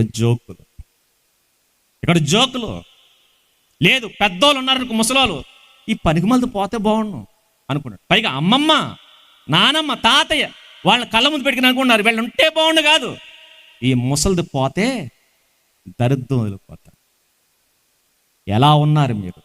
ఇలా ఉంటే మీ మీదకు ఉగ్రత దిగడం గ్యారంటీ. ఇది దేవుని మార్గము కాదు, ఈ మార్గం మనుషులకి ఇష్టమైన మార్గం. ఇంకా చెప్పాలంటే నేడు యువత దీనికే ఎడిట్ అయిపోతున్నారు, అపహాస్యానికి ఎడిట్ అయిపోతున్నారు. ఈరోజు పేజెస్ ఏదో కొన్ని పేజెస్ ఉన్నాయట. ఏం పేజెస్ అంటే మీమ్ పేజెస్, ట్రోలింగ్ వెబ్స్ ఉన్నాయట. మన పిల్లలు ఫాలో అయ్యేదని ఎవరు మీరు గమనించారు? మీ పిల్లలు ఫోన్లు తీసి చెక్ చేయండి, ఖచ్చితంగా ఈ పనికి మనోళ్ళకి ఫాలోవర్స్గా మీ పిల్లలు ఉంటారు. వాడేసే పనికి మన కుళ్ళు జోకులకి ఎవరినో ఎగతాళి చేస్తుంటే మన పెదాల మీద నవ్వు వస్తుందంటే వాడికి ఏదో ఒక రోజు వస్తుంది శిక్ష. అదే శిక్ష నీకు కూడా ఖచ్చితంగా వస్తుంది. అపహాస్యం అంత ప్రమాదకరమే. ఇది బయట జరుగుతుంది అనుకుంటే ఇంకో అపహాస్యం ఏంటి తెలుసా? ఇంకో అపహాస్యం, భయంకరమైన అపహాస్యం. ఈరోజు ఇది శాడిజం ఎక్కువ. దీన్ని శాడిజం అంటారు, దీన్నే అపహాస్యం అంటారు. దీన్ని అపహాస్యం. మననండి, అంబేద్కర్ గారి జయంతి జరిగింది. డాక్టర్ బిఆర్ అంబేద్కర్ గారి జయంతి. ఆయన మహనీయుడు, మహాత్ముడు, భారత రాజ్యాంగాన్ని నిర్మించినటువంటి వ్యక్తి. ఆయన జయంతి జరిగితే ఆ జయంతి కొంతమంది ఏం చేశారు తెలుసా? ఒకడు నా కళ్ళతో చూసింది. ఏం చేశాడంటే, ఒక ముసలావిడ అక్కడ కూర్చుందండి. వీళ్ళకి ఈ పోయాకాలం ఎక్కువైపోయింది. బైక్ సైలెన్సర్ తీసేసి పై మన సౌండ్లు, రోడ్లంట తిరగడం, ఇలా రోడ్లంట బైక్ సైలెన్సర్లు తీసేసి రోడ్లంట తిరుగుతూ ఆ ముసలావిడ చెవులు మూసుకుని, రే సౌండ్ ఎక్కువైపోయింది ఆపరా అంటే, ఇది శాడిజం కదా, ఇది శాడిజం. ఆవిడ ముందే ఆపి ఇంకా రేచేసి ఆవిడ తిడుతుంది, బాధపడుతుంది. అయినా వీడు ఇంకా రేచేసి మళ్ళీ పైగా రేచేయడమే కాదు, అదితో సౌండ్ తాళమట ఇలా తిప్పి మళ్ళీ ఆపడం, ఇలా తిప్పిలా అదో రకమైన సౌండ్ వస్తుంది. ఈ సౌండ్ పైగా ఈడు చేస్తుంటే ఈడుకు తోడు ఇంకో నలుగురు యాడ్ అయ్యారు. ఇప్పుడు చెప్పండి, ఆ ముసలావిడ తిట్టికిని లోపలికి వెళ్ళి దీన్ని ఏమంటారు? ఆవిడ ఏడుస్తుంది, వీడికి ఆనందం. ఆయన ఎవరు? ఆ జయంతి నువ్వు చేసావు కదా, ఆయన ఎవరు తెలుసా? ఆయన స్థాయి అంటే తెలుసా? అలాంటి ఆయన పేరు పెట్టుకుని నువ్వు చేసే పనికిమాలిన పనుల వల్ల ఏమనుకుంటారు అందరూ? ఏమనుకుంటారు? ఒకప్పుడు జయంతి ఎలా చేసేవారు తెలుసా? అంటే 10 మందికి అన్నం పెట్టేవారు, పేదలకు వస్త్రాలు పంచేవారు. మరి ఈ మధ్యకాలం ఏం పోయే కాలం వచ్చిందో, డీజే బాక్సులు ఎట్టుకుని రోడ్ల మీద బైకులు వేసుకుని డ్యాన్సులు వేసుకుని తిరుగుతూ 10 మంది చిన్నపిల్లలు ఇంట్లో చిన్నపిల్లలు ఏడుస్తున్నా అక్కడ వీడు భయంకరమైన సౌండ్లు చేస్తూ టపాసులు కాలుస్తూ ఇంట్లో పిల్లేడుస్తుందిరా అని లెక్క లేకుండా నువ్వు చేస్తున్నావంటే నేనేమన్నా పైగా మేము ఆయన ఏదో గణపరుస్తుంది. ఏంటి గణపరచడం మీద? ఒకవేళ అంబేద్కర్ గారే దిగొచ్చి ఒకవేళ మనల్ని చూస్తే ఒరే భలే చేస్తున్నారు అంటాడా? ఏమంటాడు ఆయన? కొరడా ఇచ్చుకుని కొడతాడు మన అందరినీ. కొరడా ఇచ్చుకుని ఒరే నేను మీకోసం స్వేచ్ఛను తెస్తే ఏం చేశారు? నాకు నీళ్లు తాగడం, చెరులో నీళ్లు తాగడానికి అవకాశం లేదు. చెరులో నీళ్లు తాగే అవకాశం లేకపోతే నేను ఫైట్ చేసి నీళ్లు తాగే అవకాశం నాకే కాదు మీ అందరికీ తెచ్చాను. మనకి చెరులో నీళ్లు తాగే అవకాశం కూడా లేదు. మరి ఈరోజు ఆయన స్వేచ్ఛను తెస్తే పేకల దాకా నీళ్లు కాదు, పేకల దాకా తాగేసి గెంతుతున్నామంటే తెచ్చిన ఆయన దిగొస్తే ఏం చేస్తాం? అవకాశం లేదు కాబట్టి బతికిపోయాం. ఒకవేళ ఆయన దిగొచ్చే అవకాశం ఉంటే దిగొచ్చి మనకిచ్చిన స్వేచ్ఛను కూడా తీసేది. ఇలాంటి దరిద్రులకి ఈ స్వేచ్ఛ ఉండకూడదు, ఆయన తీసేస్తాడు. మనం చేసే ఎక్కుల పనులకి ఆయన తీసేస్తాడు. ఆయన ఏంటి ఎక్కుల పనులు? ఏంటి ఎక్కుల? పైగా ఆయన పేరు పెట్టుకుని ఆయన కీర్తి తెస్తున్నావా, అపకీర్తి తెస్తున్నావా? ఆయన కీర్తి తేవాలి. ఆయన త్యాగాన్ని గుర్తుంచుకుని కీర్తి తేవ. ఆయనకి ఎన్ని డిగ్రీలు ఉన్నా తెలుసా? ప్రపంచంలో ఆయనకున్న డిగ్రీలు ఎవరికి లేవు. కానీ ఆయన బ్యానర్ వేసి బ్యానర్ పక్కన ఫోటోలు వేసుకున్నారు. ఎవరేలో? ఆయనకేమో ఈ లెక్క పెట్టలేని డిగ్రీలు ఉన్నాయి. మరి వీడికేముంది అంటే 3rd డిగ్రీ ఉంది. వీడికి మొన్న పోలీస్ స్టేషన్లు ఇచ్చారు. ఈ 3rd డిగ్రీ పొందినోడు ఎక్కడ వేసుకున్నాడు? పక్కనే. ఆయన పక్కన ఫోటో వేసుకుని అర్హత ఉందరా నీకు? ఆయన పక్కన ఫోటో వేసుకునే అర్హత ఉందా? ఆయన స్థాయి నీ స్థాయి తెలుసా? ఎవరేలంటే పోనీ ఆయన చదువుకోమని అవకాశం ఇచ్చాడు. పోనీ చదువుకున్నవాడా అంటే కాదు, వీడి స్కూల్కే వెళ్ళలేదు. మరి ఎక్కడికి వెళ్ళాడంటే గంజాయి బ్యాచ్ చేయడం. గంజాయి కేసులో దొరికేసినాడు. గంజాయి అమ్మే వీడు ఎక్కడ వేసుకున్నాడు ఫోటో?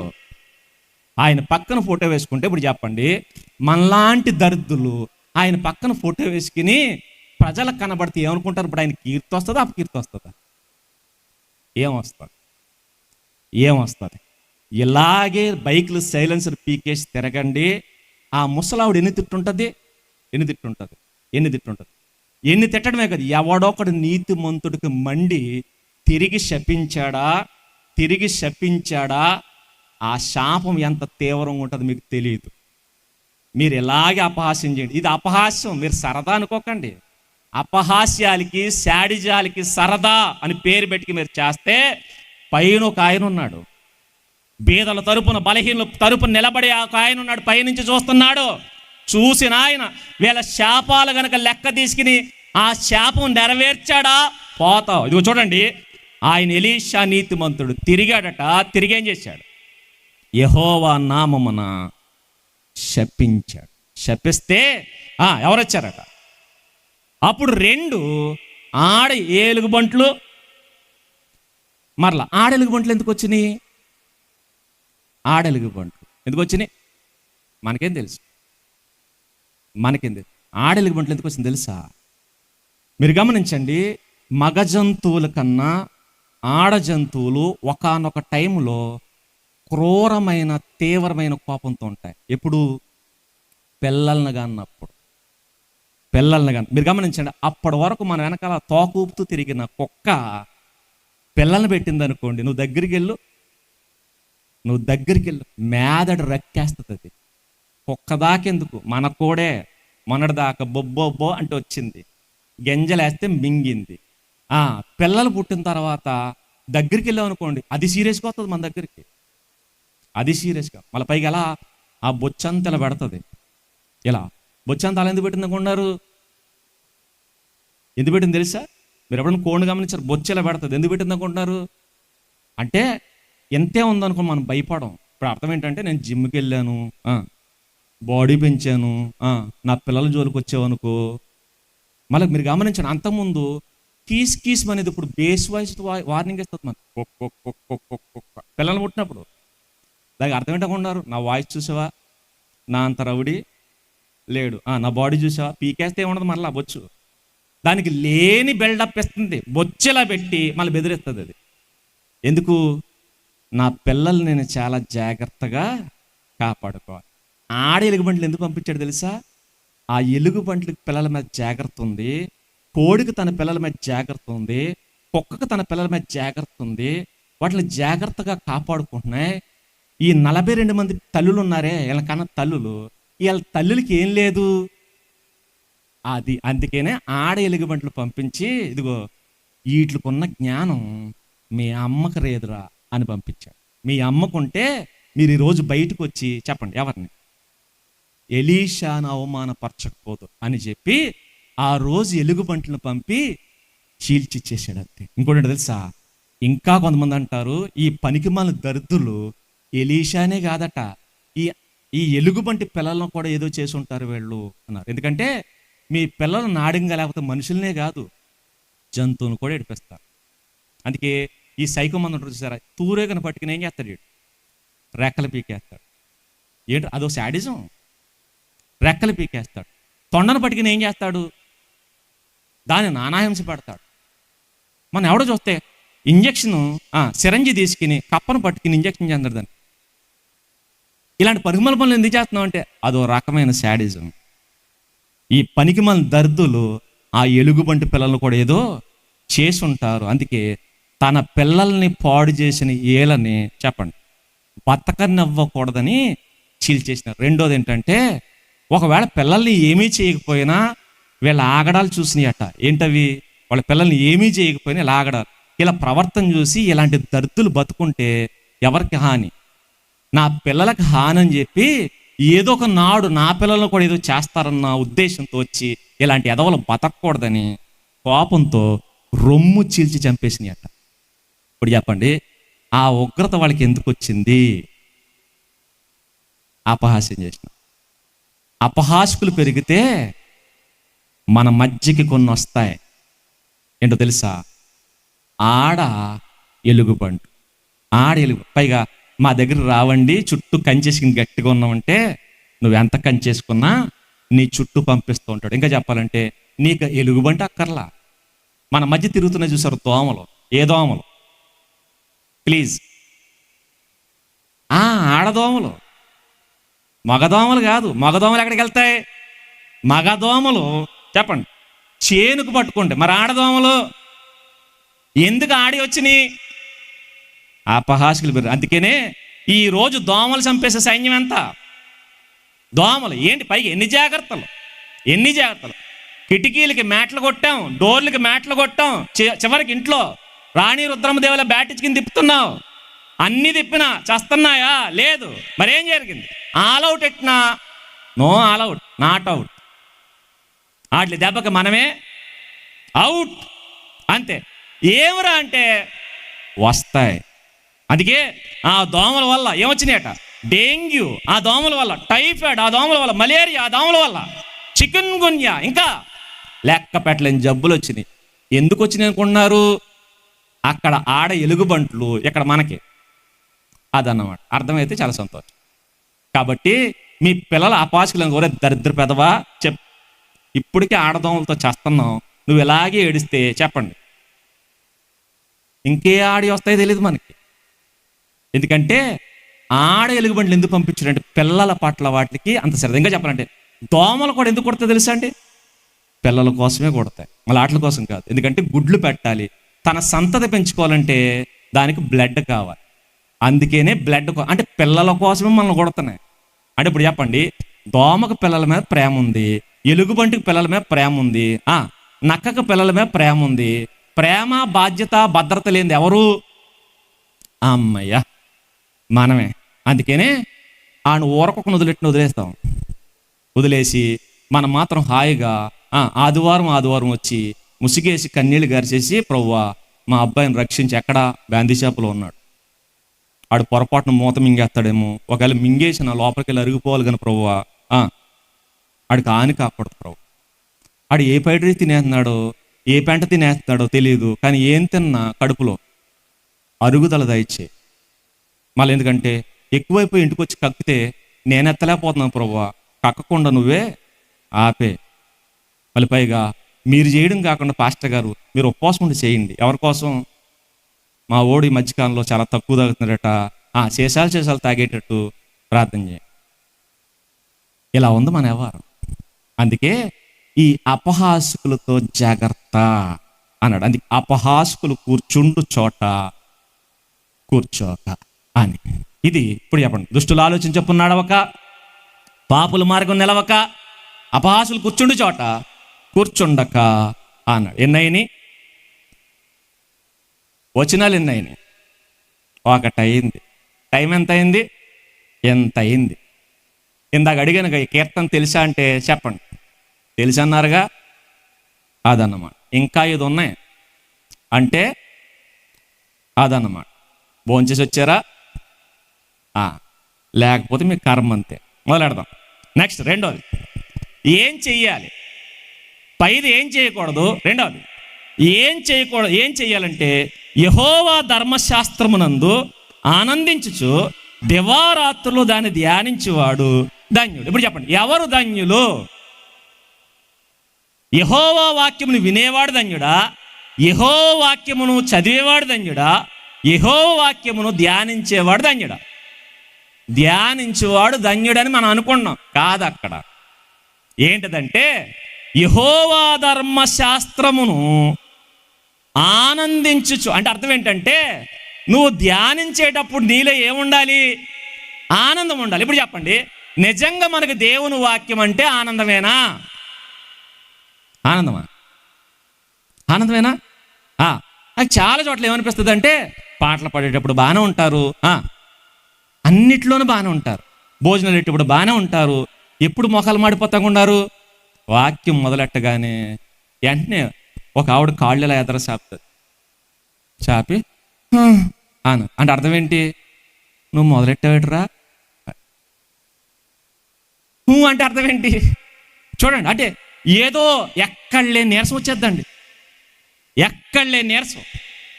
అందుకనే ప్రతి చర్చిలో 2 గడియారాలు ఉంటాయి. ఒకటి ఇంకోటి అదెవరికి? మాకు. ఇదెవరికి? అదన్నమాట. ఇక పాస్టర్ గారు ముఖం చూడ చాలామంది ఆ గడియారం వెంకే చూస్తుంటుంది ఇప్పుడు సీరియస్గా. ఏరా అంటే ఎంత గమ్మునైపోతే అంత మంచిది. ఇక రెండోది ఎదురుగుండా గంటల గడియారం పెడతారు మాకు. అంటే పొరపాటు మేము మర్చిపోయినా మధ్యలో టకా టకా గంట కొట్టి ఏమవ్వాలి? మమ్మల్ని హెచ్చరించడానికి. వాక్యం అంటే అస్సలు ఎక్కదు మనకి. అందుకనే ప్రతి కార్యక్రమం మీరు గమనించండి, అన్ని కార్యక్రమాల్లో మనకు అసహ్యమైన కార్యక్రమం ఏంటంటే వాక్యం. అందుకనే ఏ ఈవెంట్ జరిగిన పాస్టర్ గారి దగ్గరకు వచ్చి, అయ్యగారు మరి భోజనానికి ఆలస్యం అవుతుంది, తొందరగా మరి చూడండి మరి కొన్ని ప్రార్థనలు మానేద్దాం అంటే అబ్బే అది కుదరదండి. మా అందరి కోసం మీరు ఏం చేయాలి? ప్రార్థన కాము. నెక్స్ట్ ఆశీర్వాదం మానేద్దామా? అది వద్దు, అది కూడా కావాలి. మరి ఏం మానేద్దాం? వాక్యం మానేయండి. ఇది మన పరిస్థితి. ఇప్పుడు చెప్పండి, వాక్యం అంటే మనకి ఇష్టమా? అస్సలు ఇష్టం ఉండదు. కానీ దేవుడు అంటాడు వాక్యం ఎండగాదట, మరేం చేయాలి? ఆనందిస్తూ వినాలట. వాక్యం చదవడం కాదట, ఆనందిస్తూ చదవాలట. అంటే చదివేటప్పుడు ఆనందం, వినేటప్పుడు ఆనందం, చివరికి దాన్ని ధ్యానించాలట. ఇప్పుడు చెప్పండి, ఎవరికి ఆనందం ఉంది? ఎవరికి ఉంటుంది అంటే ఇష్టం ఉన్నవాడికి ఆనందం ఉంటుంది. వాక్యం అంటే ఇష్టం ఉంటే ఆనందం ఉంటుంది. ఎప్పుడైనా మీ పాస్టర్ గారు చేసిన ప్రసంగాన్ని 100 సార్లు విన్నామండి. ఒక ప్రసంగం అన్నవాళ్ళు మనం ఓసారి చెప్పిన ప్రసంగం ఓసారి చెప్పారనుకోండి, మొన్న ఇదే చెప్పారు, సరే మొన్న ఇదే చెప్పాను కదా, నేను చెప్పింది తిరిగి చెప్పు, నువ్వు నేను చెప్పింది చెప్పినట్టు తిరిగి చెప్పు, నేను మానేస్తాను ఇంకోటి చెప్తాను అంటే బ్యాబ్బా మళ్ళీ రాదు. కానీ ఎప్పుడు మళ్ళీ కొత్తది కావాలట. కానీ సినిమా చూసారనుకోండి, థియేటర్లో చూస్తున్నారు, నెక్స్ట్ థియేటర్లో 4-5 సార్లు చూస్తాడు, తర్వాత టీవీలో చూస్తాడు, నెక్స్ట్ సెల్ ఫోన్లో చూస్తాడు, మరలా ఓటీటీలో చూస్తున్నాడు. నెక్స్ట్ ప్రీ రిలీజ్ అంటే ఈ మధ్యకాలంలో మళ్ళీ ఎగేసుకుని వెళ్తున్నారు. ఎక్కడికి? ఇప్పుడు చెప్పండి, ఒక్కొక్కడు ఒక్కొక్క సినిమాని సుమారు 100 సార్లు చూసినాడు కూడా ఉన్నాడు. 100 సార్లు చూసావు కదా, స్టోరీ ఏమన్నా మారద్దా? పోనీ హీరో ఏమన్నా మారతాడా? పోనీ పాటలు ఏమన్నా మారతాయి? ఏమి మారకుండా 100 సార్లు ఎందుకు చూసావు? అదంటే నీకు ఇష్టం. యూట్యూబ్లో తెలుగు సినిమా పాటలకు 100 కోట్ల వ్యూస్ ఉన్నాయి. తెలుగు ప్రజలు ఎంతమంది? గట్టిగా ఉంటే 10 కోట్ల మంది. 10 కోట్ల మంది ఒక్కొక్కడు ఒకసారి పాట వింటే ఎన్ని వ్యూస్ రావాలి? 10 కోట్లు రావాలి. ఇప్పుడు 100 కోట్లు వచ్చినండి, ఎన్నిసార్లు చూసావు? ఎన్నిసార్లు చూసావు? చూడండి, అవంటే మనకిష్టం. మరి వాక్యం అంటే అస్సలు ఇష్టం ఉండదు. దేవుడు అంటాడు, నా వాక్యమును నువ్వు ఇష్టపడాలి, ఆనందిస్తే ఏం చేయాలి? దాన్ని ధ్యానించాలి. ధ్యానించడం అంటే హగా అంటాడు హీబ్రూలో. ధ్యానించడం అర్థం ఏంటో తెలుసా అండి? మర్చిపోతామేమన్న భయం. చిన్నప్పుడు అమ్మ కిరణ కొట్టుకు పంపించి 2K కిడ్స్కి తెలీదు, 90 కిడ్స్కి తెలుస్తుంది. చిన్నప్పుడు అమ్మ ₹2 చేతులు పెట్టి, నాన్న ఒరే షాప్కి వెళ్ళి జీలకర్ర, గసగసాలు, ధనియాలు, ఎల్లుపాయ తీసుకురారా అని. వెంటనే డబ్బులు చేతితో పట్టుకుని ఫస్ట్ స్టార్టింగ్ ఇంటి దగ్గర మొదలెట్టారు. ఏంటది? జీలకర్ర, గసగసాలు, ధనియాలు, జీలకర్ర. ఈలో దారంటే వెళ్తుండగా మధ్యలో ఎవడో కనబడి, ఎరా ఎక్కడికరా అన్నాడు అనుకోండి, కిరణ కొట్టుకనేవాడు. ఈలోగా ఆ కిరణ కొట్టుకనగానే మర్చిపోయి అమ్మ ఏం చెప్పిందో మళ్ళా గాల్లో కలిసిపోయాడు. అప్పుడు ఊరి యాదవ్ ఎందుకు పలకరించేవారన్న, నా మాన నేనేం చేశాను అనుకుంటా. మీరు గమనించండి, ఎందుకు అనుకుంటున్నావు? మర్చిపోతానన్న భయం. అందుకే దీన్నే ధ్యానించడం అంటే, దారంట అనుకుంటే వెళ్ళామే, దాన్నే ధ్యానించడం. ఎందుకురా నువ్వు అనుకుంటే వెళ్తున్నావు అంటే చెప్పండి, అంటే భయం ఏంటి లోపల? నేను మర్చిపోతానేమోనన్న భయం. అంటే మర్చిపోతానన్న భయం ఉన్నవాడు ఏం చేస్తాడు? ధ్యానిస్తాడు. ఇప్పుడు చెప్పండి, మేము డైలీ వాక్యాన్ని ధ్యానిస్తున్నాం అన్నవాళ్ళు మీ గోల్డెన్ హ్యాండ్స్. ఎందుకు ధ్యానించాం అంటే మన కాన్ఫిడెన్స్. పోనీ గుర్తుంటుందా? అస్సలు గుర్తుంటుంది. మనం మర్చిపోతామన్న భయం లేదు. ఎందుకంటే మర్చిపోయినా పెద్ద కంగారే ఉంది. అందుకనే ఎగ్జామ్ టైంలో పిల్లలు పుస్తకం తెరిచి చదివేస్తారా, తెరిచి చదివిన తర్వాత దాన్ని మూసేసి కళ్ళు మూసుకుని మరలా అంటే అర్థం ఏంటి?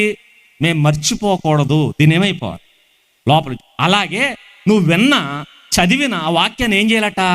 మళ్ళీ పైగా డే అండ్ నైట్ ధ్యానించాలంటే అర్థం ఏంటంటే మర్చిపోతానే ఉన్న భయం. నేను ఈ వాక్యాన్ని మర్చిపోకూడదు. అలా ఎవడు ధ్యానిస్తాడంటే, యెహోవా ధర్మశాస్త్రమునందు ఆనందం ఉన్నవాడు దాన్ని ధ్యానిస్తాడు. అందుకనే యేసేపు గారికి యెహోవా వాక్యం అంటే ఇష్టం. ఆయన 24 గంటలు ధ్యానించింది తెలుసా? యెహోవా ఆజ్ఞ. నేను వ్యభిచరింపకూడదు, నేను దొంగిలింపకూడదు. నాకు తెలిసి యేసేపు గారు ప్రతి క్షణం ఇవే ధ్యానించాడు. అందుకనే లాలన మాటలు మాట్లాడుతున్నట్టు ఎవరు? పోతిఫర్ భార్య. లాలన మాటలు ఆవిడ మాట్లాడుతుంటే అమ్మాయి రెచ్చగొడితే ఎలా ఉంటుందండి? అమ్మాయి రెచ్చగొడితే ఎలా ఉంటుంది అసలు?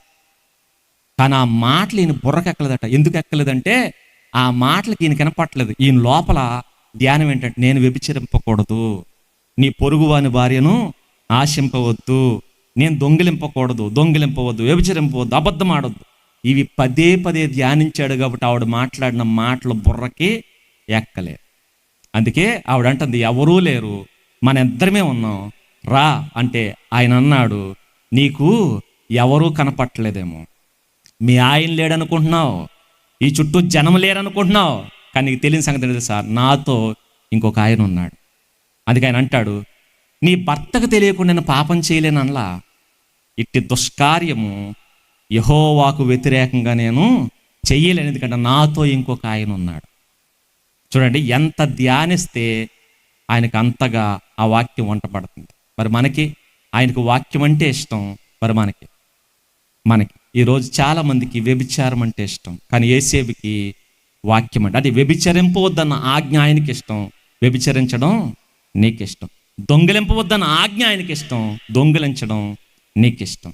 నీ పొరుగువాని భార్య అంటే నీకు ఇష్టం, కానీ పొరుగువాని భార్యను ఆశింపవద్దన్న మాట ఆయనకి ఇష్టం. ఇప్పుడు చెప్పండి, నీకేది ఇష్టం? ఆజ్ఞలు ఇష్టమా? అయితే పాపం చేయు. లేదు పాపం ఇష్టమా, అయితే ఆజ్ఞల్ని పట్టించుకో. నీది ఏ త్రోవ? పాపులకి పాపం అంటే ఇష్టం, అది ఆయన వాక్యాన్ని అసలు పట్టించుకోరు. ఆయన వాక్యాన్ని పట్టించుకోరు. కానీ ఆయన వాక్యాన్ని పట్టించుకునేవాడికి ఆయన వాక్యం అంటేనే ఇష్టం, పాపం అసహ్యం. మరలా నేను మధ్యలో ఉంటాను, చర్చిలోనే ఉంటాను, పాపంలోనే ఉంటాను అంటే కుదరదది. రెండు మార్గాలు, రెండు గ్రూపులు. ఒకటి యెహోవా వాక్యాన్ని ఇష్టపడేవాడు, ఇంకొకటి లోకాన్ని ఇష్టపడేవాడు. నీ గ్రూప్ ఏది? నీ మార్గం ఏది? అందుకనే మనకిష్టమైన త్రోవను తప్పుకోవడం కాదు, దేవుడు చెప్పిన త్రోవ.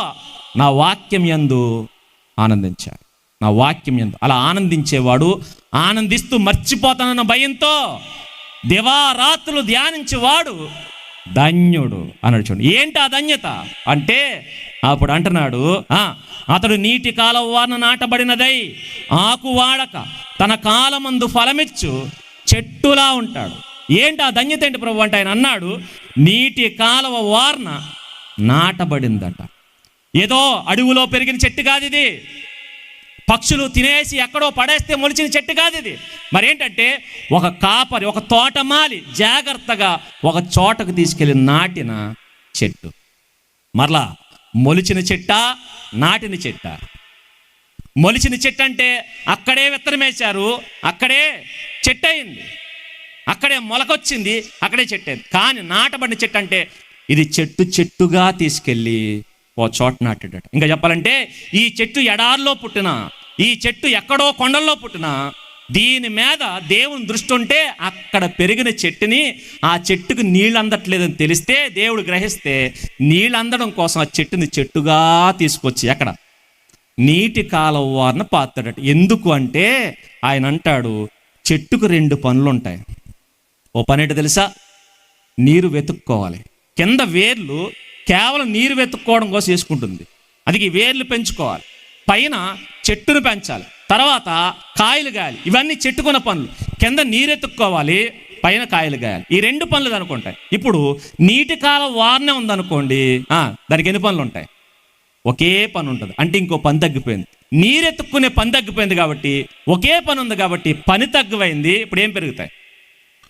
ఫలాలు ఎక్కువ అవుతాయి. అంటే ఒక కాయ కాసేది 2 కాయలు కాస్తుంది. ఎందుకంటే కింద నీరెత్తుకోవాల్సిన పని లేదు, నీరు సమృద్ధిగా ఉంది, నీరు సమృద్ధిగా ఉంది. అందుకని అంటాడు, దేవుని యందు, దేవుని వాక్యం యందు నువ్వు ఆనందిస్తే నేను తీసుకెళ్ళి నీటి కాలవ వారన నాటుతాడట.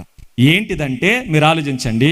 ఆయన అన్నాడు, ఏంటి ప్రభు అంటే అతడు చేయునదంతయు సఫలమవుతుంది. అంటే అర్థం ఏంటంటే నువ్వు ఏం చెయ్యాలనుకుంటున్నావో అది సఫలమవుతుంది. ఇప్పుడు చెప్పండి, మనం చేసిందంతా సఫలమవుతుందా, విఫలమవుతుందా? ఏమవుతుంది? సఫలమైతే నువ్వు చెట్టువి. ఏ చెట్టువి? నీటి కాలవ వారనున్న చెట్టువి. విఫలమవుతుందంటే, విఫలమైతే నువ్వు ఎక్కడో ఉన్న చెట్టు అన్నమాట. నీళ్లు నీకు సరిగా అందట్లేదు. ఈరోజు చూడండి, చాలామంది సఫలమవుతున్నారు, విఫలమవుతున్నారు. విఫలమయ్యే వాళ్ళు 99% ఉన్నారు. సఫలమయ్యేవాళ్ళు చదువుల్లో విఫలం, వ్యాపారంలో విఫలం, వ్యవసాయంలో విఫలం. నువ్వు ఏ పని చేసినా విఫలమవుతుందంటే అర్థమేంటో తెలుసా? నీకు యెహోవా వాక్యం అంటే ఇష్టం లేదు, ఆయన ఆజ్ఞలు నువ్వు పాటించట్లేదు కాబట్టి నువ్వేం చేసినా అది సఫలమవుతూ విఫలమవుతుంది, అది సఫలమవుతుంది. అందుకని చూడండి, చాలామంది అంటారు, ఏది పట్టుకున్నా మట్టి అయిపోతుందిరా. పట్టుకుంటే మట్టి, ముట్టుకుంటే మసి. ఎందుకు అయిపోతుందంటే నీ బుద్ధి సరైంది కాదు, నీ మార్గం సరైంది కాదు. యెహోవా మార్గంలో ఉంటే, ఆయన వాక్యాన్ని ఇష్టపడితే, ఆయన వాక్యం యందు ఆనందం ఉంటే నువ్వేం చేసినా సఫలమవుతుంది, సఫలమవుతుంది. వ్యాపారం చేస్తే సఫలమవుద్ది, వ్యవసాయం చేస్తే సఫలమవుద్ది. అందుకని ఆనాడు ఇస్సాకు విత్తనం వేసి 100 పంట పొందాడు, 100 ఫలాలు పొందుకున్నాడు. కరువులో ఇస్సాకుకి పంట పండిందాడు. ఎందుకంటే యెహోవా వాక్యం అంటే ఆయనకి ఇష్టం.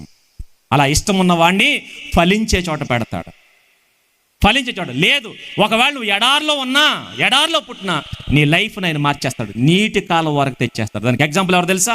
యేసేపు ఎక్కడ పుట్టాడు? పద్నారాములో పుట్టాడు. ఎక్కడ పెరిగాడు? కానాన్లో పెరిగాడు. పద్నారాములో పుట్టిన వాడిని, కానాన్లో పెరిగిన వాడిని తీసుకొచ్చి ఎక్కడ నాటాడు తెలుసా? ఐగుప్తులో నాటాడు. ఎందుకు నాటాడంటే దేవుడు యేసేపు ప్రవర్తన చూసి మెచ్చి ఆయన అన్నాడు, యేసేపో నిన్ను మీ అన్నల్లా పశువులను కాయను ఉన్నావు, మీ అన్నల్లా వ్యవసాయం చేయను, మరేం చేస్తానంటే నిన్ను సింహాసనం మీద కూర్చోబెడతాను. మీ అమ్మ, మీ నాన్న, నీ అన్నదమ్ములు వచ్చి నీకేం చేస్తారు తెలుసా? సాష్టాంగపడి నమస్కారం చేస్తారు అన్నాడు. ఆయనకి నచ్చితే అలా ఉంటుంది. ఇప్పుడు చెప్పండి, సింహాసనం పద్నారాంలో లేదు, సింహాసనం కానాన్లో లేదు, మరి ఎక్కడుంది? ఐగుప్తులో ఉంది. ఇప్పుడు యోసేపు సింహాసనం ఎక్కాలంటే ఎక్కడ తీసుకురావాలి? ఐగుప్తు. అందుకనే అక్కడ పుట్టిన వాడిని ఎక్కడ తీసుకొచ్చి నాటాడు. రాహేలు గారు ఎరుకోలో ఉంది, ఎరుకోలో, కానీ ఆవిడికి ఆయన వాక్యం అంటే ఇష్టం. ఏంటంటే ఇదిగో కోడ అరణ్యంలో తిరుగుతున్న ఇశ్రాయేలు మర్చిపోయారట ఎర్ర సముద్రం పాయలు చేయడం, మన్నాను కురిపించడం మర్చిపోయారట, తన కళ్ళ ముందు రాజ్యాల్ని దేవుడు ఓడించిన సంగతి మర్చిపోయారట. కానీ ఇవన్నీ ఎవరు గుర్తున్నాయి? రాహాబు. ఇప్పుడు చెప్పండి, చూస్తున్న వాళ్ళు ధ్యానించలేదు, రాహాబు ధ్యానిస్తుంది. అది గమనించిన దేవుడు ఎరుకోలో ఉన్న ఆవిడని తీసుకుని వచ్చి ఎక్కడ? ఇశ్రాయేలు గోత్రంలో నాటాడు. ఇశ్రాయేలు గోత్రమే కాదు, యేసుక్రీస్తు వంశములో, వంశ వృక్షములో ఆవిడని తీసుకొచ్చి నాటాడు. రూతమ్మ ఏ గోత్రం, ఏ జాతి? మోయాబీల జాతి, పనికిమాలిన జాతి, శపింపబడిన జాతి. ఆ జాతిలో ఆవిడికి దేవుడు అంటే ఇష్టం. ఇష్టమున్న ఆవిడ్ని ఆ జాతి నుంచి తీసుకుని వచ్చి యోధ జాతిలో నాటేశాడు. ఇప్పుడు చెప్పండి, నువ్వెక్కడున్నావు? నువ్వు ఎడారిలో ఉన్నావా? కానీ నీకు దేవుని వాక్యం అయితే, దేవుని వాక్యం అంటే నీకు ఇష్టమైతే ఎడారిలో నీ జీవితాన్ని ఆయన తీసుకొచ్చేస్తాడు. చెట్టుగా తీసుకొస్తాడు. అందుకనే భక్తి కలిగిన పిల్లలు మీరు గమనించండి. ఆడపిల్ల అయితే, నాకు తెలిసిన ఒక చెల్లెలు ఉండేది, ఆ చెల్లెలకి విపరీతమైన భక్తి. ఆ భక్తి అలా ఉండేది, పేదరికంలో ఉండేది. కానీ ఒకరోజు ఒక ఆయన వచ్చాడు, ఆవిడని చూశాడు, పెళ్లి చేసుకున్నాడు. లైఫ్ మొత్తం చేంజ్. చిన్నప్పుడు గంజి కూడా లేని ఆవిడ బతుకు ఈరోజు బెంజి కార్లు తిరుగుతుంది. ఎవరిచ్చారు? దేవుని యందు భయభక్తులు కలిగి ఉంది. ఆ చెల్లికి వాక్యం అంటే ఇష్టం, మార్చేశాడు, తీసుకెళ్ళి అక్కడ నాటాడు. అందుకే నీ వ్యాపారం సరిగా లేకపోతే నువ్వు దేవుని వాక్యం అంటే ఇష్టం ఉంటే ఆ వ్యాపారం నుంచి తీసుకొచ్చి ఇంకో చోట నాడతాడు. ఇంకో చోట నీకు వాక్యం అయితే ఇష్టమైతే, నీకు వాక్యం అంటే ఇష్టమైతే, ఆయన వాక్యాన్ని నువ్వు ధ్యానిస్తే, పాటిస్తే, పాపాన్ని విసర్జిస్తే, ఆయన మార్గంలో నువ్వు ఉంటే, ఆయన త్రోవలు నువ్వు ఉంటే, నువ్వు ఎక్కడున్నా నేను చెట్టుగా తీసుకొచ్చి ఫలించే చోట నాటుతాడు.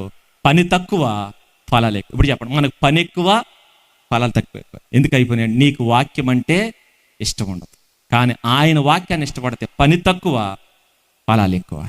అందుకే అంటున్నాడు, తన కాలమందు ఫలమిచ్చు చెట్టు. మరలా లేదండి, నాకు వాక్యం అంటే ఇష్టమే, నేను దేవుడు అంటే భయభక్తులు కలిగి ఉన్నాను, అయినా నా జీవితం ఎలా ఉందంటే, అయితే నీ కాలం ఇంకా నీకు రాలేదన్నమాట.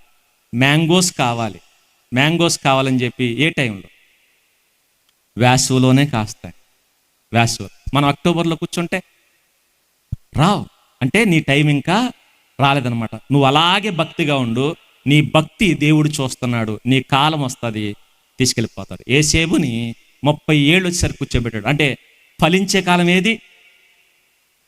ఫలించే కాలం 30 ఏళ్ళు. ఆ కాలం, తన కాలం 30 ఏళ్ళు. ఆ 30 ఏళ్ళకి సింహాసనం ఎక్కించాడు. దావీదుకు 30 ఏళ్ళు సింహాసనం ఎక్కించాడు.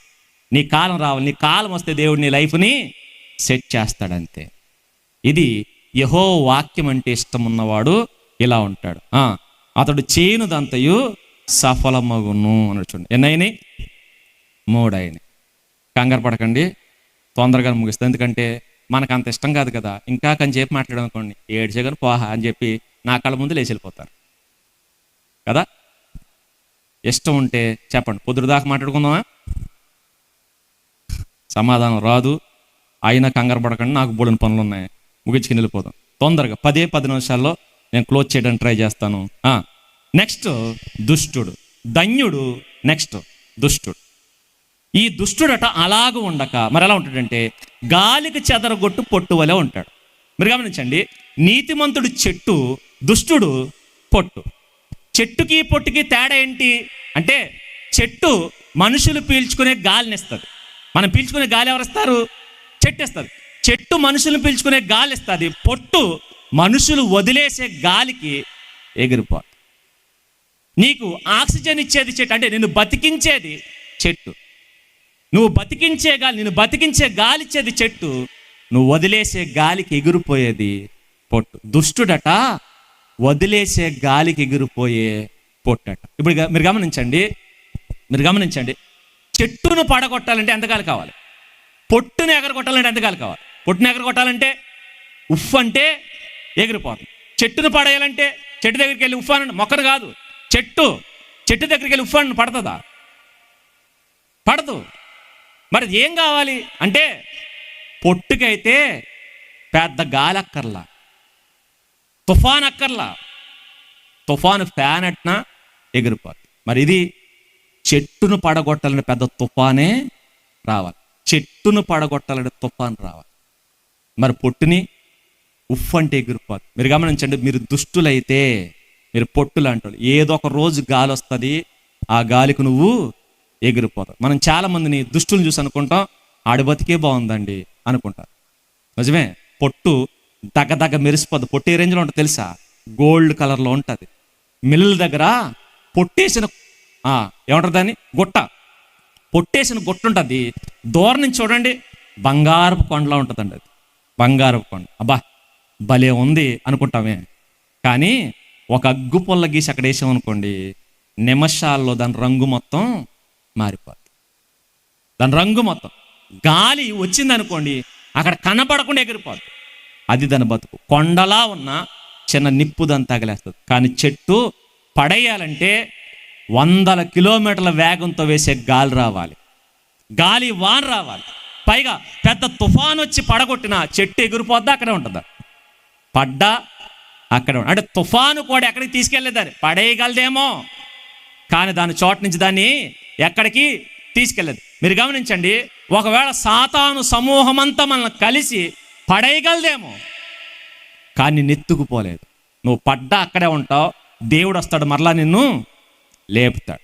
మళ్ళీ చెప్తున్నాను, నీవు దేవుని మార్గంలో ఉంటే నిన్ను పడగొట్టాలంటే పెద్ద తుఫానే రావాలి. కానీ నువ్వు దుష్టుడు అయితే ఏదో ఒక రోజు చిన్న గాలికి ఎగిరిపోతావు. అందుకే దుష్టుల మార్గంలో నువ్వు వ్యాపారాలు చేసి సంపాదించిన, లేదు లంచాలు పుచ్చుకుని సంపాదించిన నీ సంపద నువ్వు ఎగిరిపోతారు, ఏదో ఒక రోజు ఎగిరిపోతారు. కానీ నీతి మార్గములో నువ్వు కష్టపడి నిలబడితే నిన్నెవడు పడేయలేడు. అందుకన్నాడు, దుష్టుడు పొట్టు, నీతిమంతుడు చెట్టు. దుష్టుడు పొట్టు, నీతిమంతుడు చెట్టు అన్నాడు. నీతిమంతుడు కాబట్టి అతడు పొట్టులా కాకుండా చెట్టులా ఉంటాడు. మరి ఇతడు పొట్టు కాబట్టి గాలికి ఎగిరిపోతారు. ఇప్పుడు చెప్పండి, ఎలా ఉంటారు మీరు? ఏది కావాలో, చెట్టులా ఉంటారా, పొట్టులా ఉంటారా? మీ ముందు పెట్టాడు. ఇదంతా భూమి మీద, మనిషికి 2 జీవితాలు ఉన్నాయి. మనిషికి ఒకటి భూమి మీద, రెండవది పరలోకం. మనిషికి 2 జీవితాలు, ఒకటి నేల మీద ఈ లోకంలో, రెండవది పరలోకంలో. నీతిమంతుడికైతే పరలోకం, దుష్టుడికైతే పాతాళం. ఇప్పుడు ఆఫ్టర్ డెత్ చెప్తున్నాడు. ఇప్పటి వరకు భూమి మీద నేను దీవిస్తాడు, భూమి మీద ధన్యుడు అవుతావు, నువ్వు చేయిందంతా సఫలమవుద్ది. ఇప్పుడు చచ్చిపోయిన తర్వాత ఏం జరుగుతుంది చెప్తున్నాడు. చచ్చిపోయిన తర్వాత ఏం జరుగుతుందట? దుష్టుడు నాకు నచ్చినట్టు బతుకుతాను, దుష్టుల ఆలోచనలు చెప్పునే నడుస్తాను, పాపుల మార్గంలో నడుస్తాను, నెక్స్ట్ అపహాసకుల దగ్గరే ఉంటాను అంటే ఆయన అంటాడు, సరే నీ ఇష్టం, కానీ నీకు సంగతి, ఎక్కడా నాశనం అయిపోతావు. కానీ ఇంకోటి గుర్తుపెట్టుకో, నువ్వు చచ్చాక నీకు ఒకటి ఉందట. ఏంటది? కాబట్టి న్యాయ విమర్శ అన్నాడు. న్యాయ విమర్శ అంటే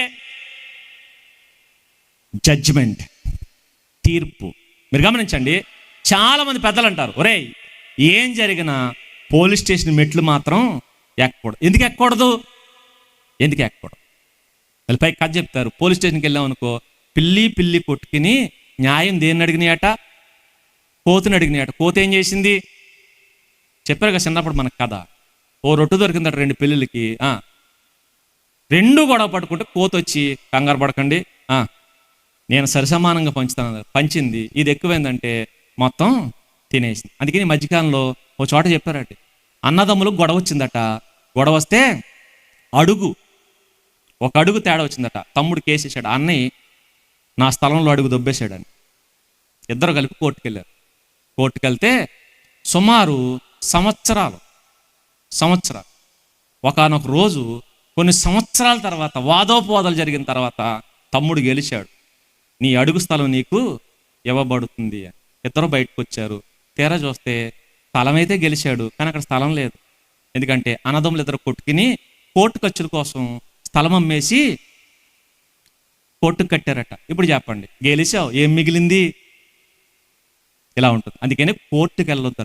మళ్ళీ చెప్తున్నాను, భూమి మీద కోర్టుకైనా వెళ్ళొచ్చు, చచ్చాక దేవుని ముందు అస్సలు నిలబడకూడదు. అది న్యాయ విమర్శ. ఈ కోర్టులోకి అసలు వెళ్ళకూడదు. ఏ కోర్టు ఇది? చచ్చిన తర్వాత దుష్టులకి కోర్టు ఉంది, చచ్చిన తర్వాత నీతిమంతులకి ఒకటి ఉంది, దుష్టులకి కోర్టు ఉంది. ఆ కోర్టులో నిలబడితే ఆ రోజు మన మీద మన తరపున వాదించడానికి వచ్చింది ఎవరు తెలుసా? నువ్వు దుష్టుడు అయితే నీ తరపున నీ మీద నేరాలు మోపడానికి కొంతమంది వస్తారు. ఫస్ట్ అపవాదిగాడు మన చేత చేయించిన ప్రతి పనికి మాలిన పని వచ్చి చెప్తాడు, ఇదిగో వీడు దుర్మార్గుడు, వీడు ఎవిడెన్స్ అన్ని నా దగ్గర ఉన్నాయి, వీడు ఆధారాలన్నీ నా దగ్గర ఉన్నాయి, వీడు ఏమేం చేశాడు ప్రతిదీ నా దగ్గర ఉందని చెప్పి వాడు వాదిస్తాడు. వీడు నా నరకానికి చెందిన మనిషి, పంపించండి అంటే ఆడే కదట. కొంతమంది ప్రభు చెప్పాడు, షాబా దేశపు రాణి, నినివే పట్టణస్థులు, సొదొమ గొమొర్రాకు సంబంధించిన వ్యక్తులు వచ్చి ఏం చేస్తారు? మన మీద నేరం మోపుతారట. ఇప్పుడు చెప్పండి, వీళ్ళందరినీ తప్పించుకుని బతకగలవా? అందుకన్నాడు, దుష్టుడుగా చస్తే ఎక్కడా సుఖం ఉండదు, అక్కడా సుఖం ఉండదు. దుష్టుడుగా నీకు నచ్చినట్టు బతికితే నీ లైఫ్కి ఎండకాడు ఎంత భయంకరంగా ఉంటుందో అక్కడ చెప్తున్నాడు. దుష్టులకి న్యాయ విమర్శ ఉంది. ఈ మధ్యకాలంలో చాలా మంది తప్పులు చేసి తప్పించుకోవడానికి, పోలీసులు తప్పించుకోవడానికి ఏం చేస్తారు తెలుసా? చచ్చిపోతే అర్థం ఏంటి? నన్ను ఎవడు ఏమీ చేయలేడని. ఒకడు చిన్న పిల్లలను పాడు చేశాడండి. చిన్న పిల్లలను పాడు చేస్తే వాడిని పట్టుకోవడానికి ప్రయత్నిస్తున్నాడు. వాడు చేసిన పని ఏంటి తెలుసా? ట్రైన్ కిందట చచ్చిపోయేటప్పుడు అనుకుంటాడు, నేను ఎవ్వడికి దొరకకుండా ఏమైపోతున్నాను, తప్పించుకున్నాను. కానీ తెలియని సంగతి తెలుసా? చచ్చిన మరుక్షణం ఒక ఆయనకు దొరుకుతాడు. చచ్చిన మరుక్షణం పాపము చేసి చచ్చారా, పాపములోనే చచ్చారా, చచ్చిన మరుక్షణం ఒక ఆయన్ని పేక పట్టుకుంటాడు. పేక పట్టుకుని ప్రతి దానికి శిక్షించడానికి ఒక ఆయన సిద్ధంగా ఉన్నాడు. ఎక్కడ తప్పించుకోవచ్చు, అక్కడ తప్పించుకోవాలి. అందుకనే చచ్చిన ప్రతి వాడిని లేపి మరీ శిక్షిస్తాడు ఆయన. పాపాలు చేసి చస్తే చచ్చిన ప్రతి వాడిని లేపి మరీ శిక్షిస్తాడు. అదే ఇక్కడ చెప్తున్నాడు, దుష్టులకి న్యాయ విమర్శ ఉంది. అబ్బాయి, దుష్టులకి న్యాయ విమర్శ ఉంది. దాని నుంచి ఎవడో తప్పించుకోలేడు. అక్కడ గనక వాడి దోషాలు, వాడి నేరాలు నిరూపింపబడితే వాడు నరకానికి వెళ్తాడు. అక్కడ అగ్ని ఆరదు, పొరుగు చావదు. ఎంతకాలం శిక్ష అంటే జీవిత ఖైదీ. నీ లైఫ్ ఎంత? భూమి మీద 14 ఏళ్ళు అనుకుంటా, కానీ అక్కడ 14 ఏళ్ళు కాదు. నీకు చావు లేదు, అక్కడ అగ్ని ఆరదు. తినడానికి తిండి లేదు, తాగడానికి నీరు చుక్క కూడా దొరకదు. నీటి చొక్క తెలుసుగా మనకి. లాజరు ధనవంతుడు ఉపమానంలో ధనవంతుడు అడిగాడు, గ్లాసుడు నీళ్ళు కాదు అడిగింది, గ్లాసుడు నీళ్ళు కాదు, ఏమన్నాడు తెలుసా? చిటికెని వేళ్ళు నీళ్ళలో ముంచి నా దగ్గరికి పంపించు. అర్థమేంటి తెలుసా? లాజరు చేతి వేలు నాకుతానన్నాడు. మన పరిభాషలో చెప్పాలంటే చప్పరిస్తానన్నాడు. ఇంకా చెప్పాలంటే లాజరు భోంచేసిన తర్వాత చెయ్యి కడిగేసుకుంటే ధనవంతుడు అన్నాడు, కడుక్కున్న చెయ్యిని తుడుచుకోవద్దానండి, నా దగ్గర పంపించండి, నేనేం చేస్తాను. మళ్ళీ పైగా చెయ్యంతా కాదు, జస్ట్ చిటికెన వేలు నా నోట్లో పెట్టమనండి. చిటికెన వేలు నాకుతానన్నాడు. అది కూడా దొరకదు. నీటి బొట్టు కాదు కదా, నీటి చెమ్మ కూడా దొరకదు. అంత భయంకరమైన శిక్ష అనుభవిస్తావు. అందుకని అక్కడికి వెళ్ళకూడదు. న్యాయ విమర్శ ఉంది అని చెప్తుంది. రెండవది, మరి నీతిమంతులకి ఏముందంటే, నీతిమంతులకట సభ ఉందట. నీతిమంతుల సభలో పాపులు నిలవరు. నీతిమంతులకి ఏముంది? సభ ఉంది. సభ అంటే మీరు గమనించండి, చంద్రబాబు నాయుడు గారు సభ ఏర్పాటు చేశారు అనుకోండి, సభలో ఏం చేస్తారు? బాబు గారిని పొగుడుతూ ప్రసంగం చేస్తారు. జగన్ గారు సభ పెట్టారనుకోండి, జగన్ గారిని పొగుడుతూ ప్రసంగం చేస్తారు. మోదీ గారు సభ పెట్టారనుకోండి, మోదీ గారిని పొగుడుతూ ప్రసంగం చేస్తారు. ఈ సభ నీతిమంతుల సభ. ఆ సభ నీతిమంతుల సన్మాన సభ. అంటే నీతిమంతుడికి సన్మాన సభ ఉంది, దుష్టుడికి న్యాయ విమర్శ ఉంది. సన్మాన సభలు ఏం చేస్తారంటే, ఆ రోజు నువ్వు నీతిగా బతికి చచ్చిపోతే నిన్ను అలా నిలబెట్టి నీ కోసం ప్రసంగం ఒక ఆయన చేస్తాడట. ఎవరైనా మనం నమ్ముకున్న రక్షకుడు. ఆయన లేచి నా కుమారుడు, నా కుమార్తె, నా వాక్యం అంటే విపరీతమైన ఇష్టం, నా త్రోవ అంటే విపరీతమైన ఇష్టం, నా త్రోవలో నడవడానికి అందరిని వదిలేసింది, నా త్రోవలో బతకడానికి అందరి చేత తిరస్కరింపబడ్డాడు. అందరి చేత నేను ఏది చెప్తే అది చేశారు, నేను వద్దన్నది మానేశారు, నా కోసం తలదించుకుని బతికారు, నాకు తల వంపులు తేకుండా బతికారు. వీళ్ళ యందు నేను ఆనందించాను, ఆనందిస్తున్నాను. నా కోసం అవసరమైతే తలలు అప్పగించి తెంపేసుకున్నారు తప్ప ఏ రోజు నన్ను తలదించుకునేటట్టు చేయలేదు. ఇదిగో నా పిల్లలని చెప్పి మన కోసం మనం చేసిన పనులను పొగుడుతూ ప్రసంగం చేస్తే నీతిమంతులైన అబ్రహాం, ఇస్సాకు, యాకోబులు అలా లేచి నిలబడితే చెప్పండి, కోటాను కోట్ల దేవదూతలు చప్పట్లు కొడుతుంటే అప్పుడు నీకు సన్మానం చేస్తారట. ఏంటి ఆ సన్మానం అంటే? సన్మానంలో ఏం చేస్తారు? ఒక సాలువ తెచ్చి కప్పుతారే, అలా మనకు సాలువ కాదు కప్పేది అక్కడ, మరేంటి? ఒక వస్త్రం కప్పుతాడు. ఏంటా వస్త్రం? రక్షణ వస్త్రం, మహిమ వస్త్రం, నీతి వస్త్రాలు నీకు కప్పుతున్నప్పుడు నెత్తి మీద ఒక కిరీటం పెడతాడట. ఏంటా కిరీటం అంటే? జీవ కిరీటం, అక్షయ కిరీటం, నీతి కిరీటం నీకు తగిలిస్తున్నప్పుడు కోటాను కోట్ల దేవదూతలు చప్పట్లు కొడుతుంటే చెప్పండి, సభ దద్దరిల్లిపోద్ది, దద్దరిల్లిపోద్ది. ఆ సభలో నీతిమంతుడు ఉంటాడు, న్యాయ విమర్శలో దుష్టుడు ఉంటాడు. పాప అక్కడ ఉంటాడు, సభలో నీతిమంతుడు ఉంటాడు. ఇప్పుడు చెప్పండి, మీకు ఏది కావాలి? సన్మాన సభ, న్యాయ విమర్శ, శిక్ష కావాలా, సన్మానం కావాలి? ఏది కావాలి? ఏది కావాలి? దుష్టుల ఆలోచన చెప్పు నడిస్తే నువ్వు వెళ్ళేది తీర్పులోకి. లేదు, దుష్టుల ఆలోచన వద్దు, నీ ఆలోచనే కావాలంటే, నీ వాక్యమే కావాలంటే నీకు సన్మానం, నీకు సన్మానం. చూడండి, అది ఎంత గొప్పగా ఉండదు.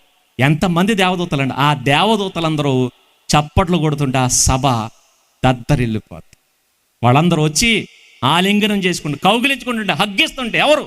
అబ్రహాం, హెబేలు, ఇస్సాకు, వాళ్ళందరూ వచ్చి మనల్ని హగ్ చేసుకుంటూ బడా నమ్మకమైన నా సహోదరుడా అని వాళ్ళు, బడా నమ్మకమైన మంచి దాసుడని ప్రభు, ఇంతమంది మనల్ని హగ్ చేసుకుంటే అదెంత గొప్పగా ఉంటుంది, అదెంత గొప్ప. నీకేది కావాలి?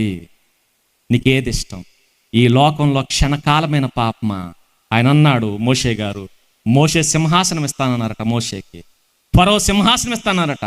అల్పకాల పాప భోగం నాకు వద్దన్నాడు, ఈ ఐగుప్తు ధనం నాకు వద్దన్నాడు, ఈ రాజభోగాలు నాకు వద్దన్నాడు. మరేం కావాలంటే నాకు పరలోకమందు ఆ సభ కావాలి, ఆ సభలో నాకు సన్మానం కావాలి, నా ప్రభువు చేత నేను బడా నమ్మకమైన మంచి దాసుడు అనిపించుకోవాలి, అనేక మంది నా సహోదరుల చేత బడా నమ్మకమైన మంచి సహోదరుడా అని వాళ్ళ చేత నేను పొగడ్తలు అందుకోవాలని ఆ రోజు సింహాసనం వదిలొచ్చేసాడు. మరి ఈరోజు నీకు సాతాను ఇస్తానంటుంది సింహాసనం కాదు, మరి ఏంటదంటే క్షణకమైన, ఒక క్షణికమైనటువంటి పాపం. ఏంటా పాపం? ఏంటా పాపం? క్షణకాలం, క్షణకాలం. నువ్వు ఏదైతే గొప్పదనుకున్నావు, నువ్వు తాగుడు గొప్పదనుకున్నావు, అది క్షణకాలం, అది అసహ్యమైంది. వ్యభిచారం గొప్పదనుకున్నావా, అది అసహ్యమైంది, క్షణకాలం. ఏ పాపం తీసుకోండి, క్షణకాలం, అల్పకాలం. గంటల గంటలు, సంవత్సరాలు సంవత్సరాలు ఉండదు ఆనందం. ఉంటే తాగిన వాడు మరలా సంవత్సరం దాకా తాగడానికి వెళ్ళడు, మరలా సాయంత్రానికి వెళ్తాడని అర్థం ఏంటి తెలుసా? పొద్దున తాగిన ఆనందం అప్పుడే ఆవిరైపోయింది. ఎందుకంటే అది ఆనందం కాదు, అది అల్పకాలం, అల్పకాలం. కానీ శాశ్వతమైన సంతోషం నీ ప్రభు నీకు ఇస్తానంటున్నాడు. ఏది కావాలి? శాశ్వతమైన సంతోషం నీ ప్రభు నీకు ఇస్తానన్నాడు. ఏది కావాలి? దానికోసం ఆయన బలైపోయాడు, నీకివ్వడానికి ఆయన బలైపోయాడు. మన వ్యసనాలు ఆయన భరించాడట, మన రోగాలను సహించాడట, మన అతిక్రమాలను ఆయన భుజానేసుకిరి మన కోసం రక్తం ఖర్చు చచ్చిపోయి, నా కుమారుడరా నీ శిక్ష నేను భరిస్తాను, నీకు నేను సన్మానం చేస్తాను. మన కొరకు దేవుడు ఏర్పరిచిన సన్మానం. ఏది కావాలి? ఏది కావాలి? ఇదే రెండు మార్గాలు, ఇవే రెండు గ్రూపులు. ఒకటి నీతిమంతుల గ్రూపు, ఇంకోటి పాపుల గ్రూపు. ఇవే రెండు మార్గాలు, ఒకటి నీతిమంతుల మార్గం, ఇంకోటి పాపుల మార్గం. ఏది కావాలి? లేదండి నాకు బతకాలని ఆశ ఉంది, నాకు నీతి అంటే ఇష్టం, వాక్యం అంటే ఇష్టం, నాకు పాపం చేయాలని కోరిక లేదు, కానీ ఆ పాపం నన్ను పట్టి పీడిస్తుందంటే ఆఖరిగా నీ కోసం ఓ మాట చెప్తున్నాడు. ఏంటా మాట అంటే నీతిమంతుల మార్గము యెహోవాకు తెలుసు అన్నాడు. అంటే అర్థం ఏంటి తెలుసా? నీ మార్గం నాకు తెలుసు. నువ్వు నీతిగా బతకాలనుకుంటే నీ మార్గం నాకు తెలుసు. ఏంటి మార్గం తెలుసు అంటే, మీరు గమనించండి, హైవే వేస్తుంది అనుకోండి, ప్రభుత్వం హైవే వేస్తుంది, నేషనల్ హైవే. హైవేలో మనకి కొన్ని సర్వీసెస్ ప్రొవైడ్ చేస్తారు. యాక్సిడెంట్ అయితే అంబులెన్స్ వస్తారు, పోలీసులు వస్తారు. నీకు ఎప్పుడు కూడా అలర్ట్గా కొన్ని సర్వీసెస్ ఉంటాయి 24 hours. అలా కాకుండా దొంగ మార్గాలు వెళ్తున్నావు అనుకోండి, అక్కడ సర్వీసెస్ ఏమైనా ఉంటాయా? అంటే ఇక్కడ ప్రమాదం జరిగినా, నువ్వు పడిపోయినా, ఏం జరిగినా నిన్ను ఆదుకోవడానికి అధికారులు ఉంటారు. మరి దొంగ మార్గం, ఎందుకంటే గంజాయి స్మగ్లింగ్ చేసేవాళ్ళు, సారాయి స్మగ్లింగ్ చేసేవాళ్ళు ఎక్కడ ఉంటారు? అడవుల్లో ఉంటారు. దొంగ మార్గాలు వెళుతున్న వాళ్ళకి ఏదైనా ప్రమాదం జరిగితే అక్కడికి అంబులెన్స్ ఏమైనా వెళ్తుందా? వాళ్ళు పట్టించుకునేవాడు ఉంటాడా? ఉండడు. మరి ఎక్కడంటే హైవేలో పట్టించుకుంటారు. అలాగే బ్యాప్టిజం తీసుకున్న నీవు దేవుని రాజ్యంలోకి వస్తే, ఆయన మార్గంలోకి వస్తే, ఆయన మార్గం బ్యాప్టిజం తీసుకున్న ఆ మార్గంలోకి వస్తే, నువ్వు ఒకళ్ళు పడిపోయావు అనుకో, పడిపోయినట నేను లేపడానికి ఎవరు వస్తారు? దేవదూతలు వస్తారు, దేవుడు వస్తాడు. ఆయన అన్నాడు, నీతిమంతుడు 7 మార్లు పడినను తిరిగి లేస్తాడు. ఎవరు లేపుతారు? ఆయనే లేపుతాడు వచ్చి. ఒకవేళ మనం ఇసుకుపోయి ఆగిపోతే ఆయన వచ్చి అంటాడు, ఎందుకు ఆగావు? మనల్ని మోటివేట్ చేస్తాడు. నా కుమారుడాలే, శ్రమలను బట్టి ఆగిపోయావా? యోబుని చూడు, యోబు కంటే గొప్పవాని శ్రమలో. ఇంకా శ్రమలను బట్టి ఆగిపోయావు, నన్ను చూడు, నీకంటే గొప్ప శ్రమలు నేను అనుభవించాను. మనల్ని మోటివేట్ చేస్తాడు. పాపం చూసి నువ్వు పక్క చూపులు చూస్తుంటే నీ పక్క వచ్చి నిలబడి, ఎందుకు చూస్తున్నావు, దానికి ఎందుకు ఆశపడుతున్నావు అని నేను గర్దిస్తాడు. ఏ సేవకుడు ద్వారానో గర్దిస్తాడు, ఎవరి ద్వారానో గర్దిస్తాడు, లేదా నీ మనస్సాక్షి ద్వారా గర్దిస్తాడు, పరిశుద్ధాత్మ ద్వారా గర్దిస్తాడు. గర్దించి నీ చూపును మరలా తప్పిపోకుండా నడిపిస్తాడు. నువ్వు పడిపోతే నేను లేపుతాడు. అందుకే బాప్తిసం తీసుకోవడానికి భయపడకండి. బాప్తిసం తీసుకున్న ప్రతి ఒక్కరి మీద ఆయన చూపు ఉంటుంది. ఎందుకంటే నీతిమంతుల మార్గం ఆయనకు తెలుసు. నిన్ను నడిపించేది దేవుడు, నిన్ను నిలబెట్టేది దేవుడు. మాకు ఏవో బలహీనతలు, మేము గొప్పవాడుమా? మీలాంటి మనుషులమే, మీకంటే ఎక్కువ బలహీనతలు ఉన్నాయి. మేము బాప్తిసం తీసుకున్న దగ్గర నుంచి నెక్కర్చిగా బతికిన వాళ్ళం కాదు, ఇంకా అనేక లోపాలు ఉన్నాయి. కానీ ఒక్కొక్కటి సరి చేసుకుంటా, పడితే లేపుతున్నాడు, ఆగితే నడిపిస్తున్నాడు. ఒకవేళ నీరసం వచ్చి సొమ్మసిల్లిపోతే బలాన్నిచ్చి ధైర్యం చెప్పి ముందుకు తీసుకెళ్తున్నాడు. మమ్మల్ని నడిపిస్తున్న దేవుడు మిమ్మల్ని నడిపిస్తాడు. మా మార్గం ఆయనకు తెలుసు. మా మార్గంలోకి మీరు వస్తే మీ మార్గము ఆయనకు తెలుసు. కాబట్టి అక్కడే ఆగిపోకండి. నేను బతకలేను అనుకోవద్దు. నిన్ను బతికించేది దేవుడు, నిన్ను ఆదరించేది దేవుడు, నిన్ను పరలోకం తీసుకెళ్లేది దేవుడు. అందుకే మన వల్ల వెళ్ళం, మనం తీసుకెళ్లేది మన ప్రభు. ఎంత గొప్ప భరోసా ఇస్తే ఇంకెందుకు ఆగుతున్నావు? బాప్తిసానికి ఎందుకు ఆలస్యం చేస్తున్నావు? ఏంటి ఆ పాపం? ఏంటి నీకు అంత నచ్చిన పాపం? ఏంటి దేవుంది దానిలో? ఒకసారి వాక్యం దగ్గర రా, దాని ఎసెన్స్ తెలుసుకో, దాని సారాంశం తెలుసుకో, దాని రుచి తెలుసుకో. యెహోవా రుచి తెలిసిన వాడు మళ్ళా పక్కకు తిరగడు. ఆయన టేస్ట్ అంత గొప్పగా ఉంటుంది. ఆయన రుచి చూస్తే, ఆయన దగ్గరికి వస్తే మరలా ఇంకోసారి దేని దగ్గరికి వెళ్ళం మనం. ఆయన వాక్యానికి ఉన్న రుచి అలాంటి. అందుకే భక్తులు అన్నారు, నీ వాక్యము జుంటె తేనెల దారుల కంటే గొప్పది. నువ్వు సినిమాలు గొప్ప అనుకున్నావా? సినిమాల్లో ఏదో ఆనందం అనుకున్నావా? సినిమాలు నేను మానలేనుకున్నావా? ఒక్కసారి వాక్యం దగ్గర రా, దాని టేస్ట్ చూడు. సినిమా కాలి గోటు కూడా సరిపోదు, కాలి దుమ్ముకు కూడా సరిపోదు. చీ అంటావు, నువ్వు చీ అంటావు. అంత అసహించుకోండి. ఎందుకంటే ఇంత గొప్పది వాక్యం. కొవ్వు మెదడు దొరికినట్టు నీ వాక్యం నాకు దొరికిందన్నాడు. కొవ్వు మెదడు దొరికినట్టు వర్ణించాలి. చూడండి ఎంత గొప్పదంటే వాక్యం. దాని సారాంశం నీకు తెలిస్తే, దాని భావం నీకు తెలిస్తే పక్కకెళ్ళవు. అంత గొప్పది. వీడియో గేమ్స్ కంటే గొప్పది, బెట్టింగ్ల కంటే గొప్పది, క్రికెట్ కంటే గొప్పది, నీ ఆట పాటలే ఉన్నాయో వాటన్నిటికంటే గొప్పది వాక్యం. ఇక్కడికి వస్తే దేంట్లోనూ ఆనందం వెతుక్కో. వాక్యం వాక్యం వాక్యం వాక్యం వాక్యం వాక్యం ఆ వాక్యమే నీకు ఆనందం. వెబ్సైట్లో దూరం, పనికి మాలిన వీడియోలు చూడడం, పనికి మాలిన ఫోటోలు చూడడం. ఎక్కడ వెతుకుతామంటే వాక్యం. అంత గొప్పది వాక్యం. ఒక్కసారి రా, దీని టేస్ట్ ఏంటో చూడు. ఇది ఉత్తమమైనది. ఇక్కడికి వస్తే మరలా వేరే ఆకలి ఉండదు.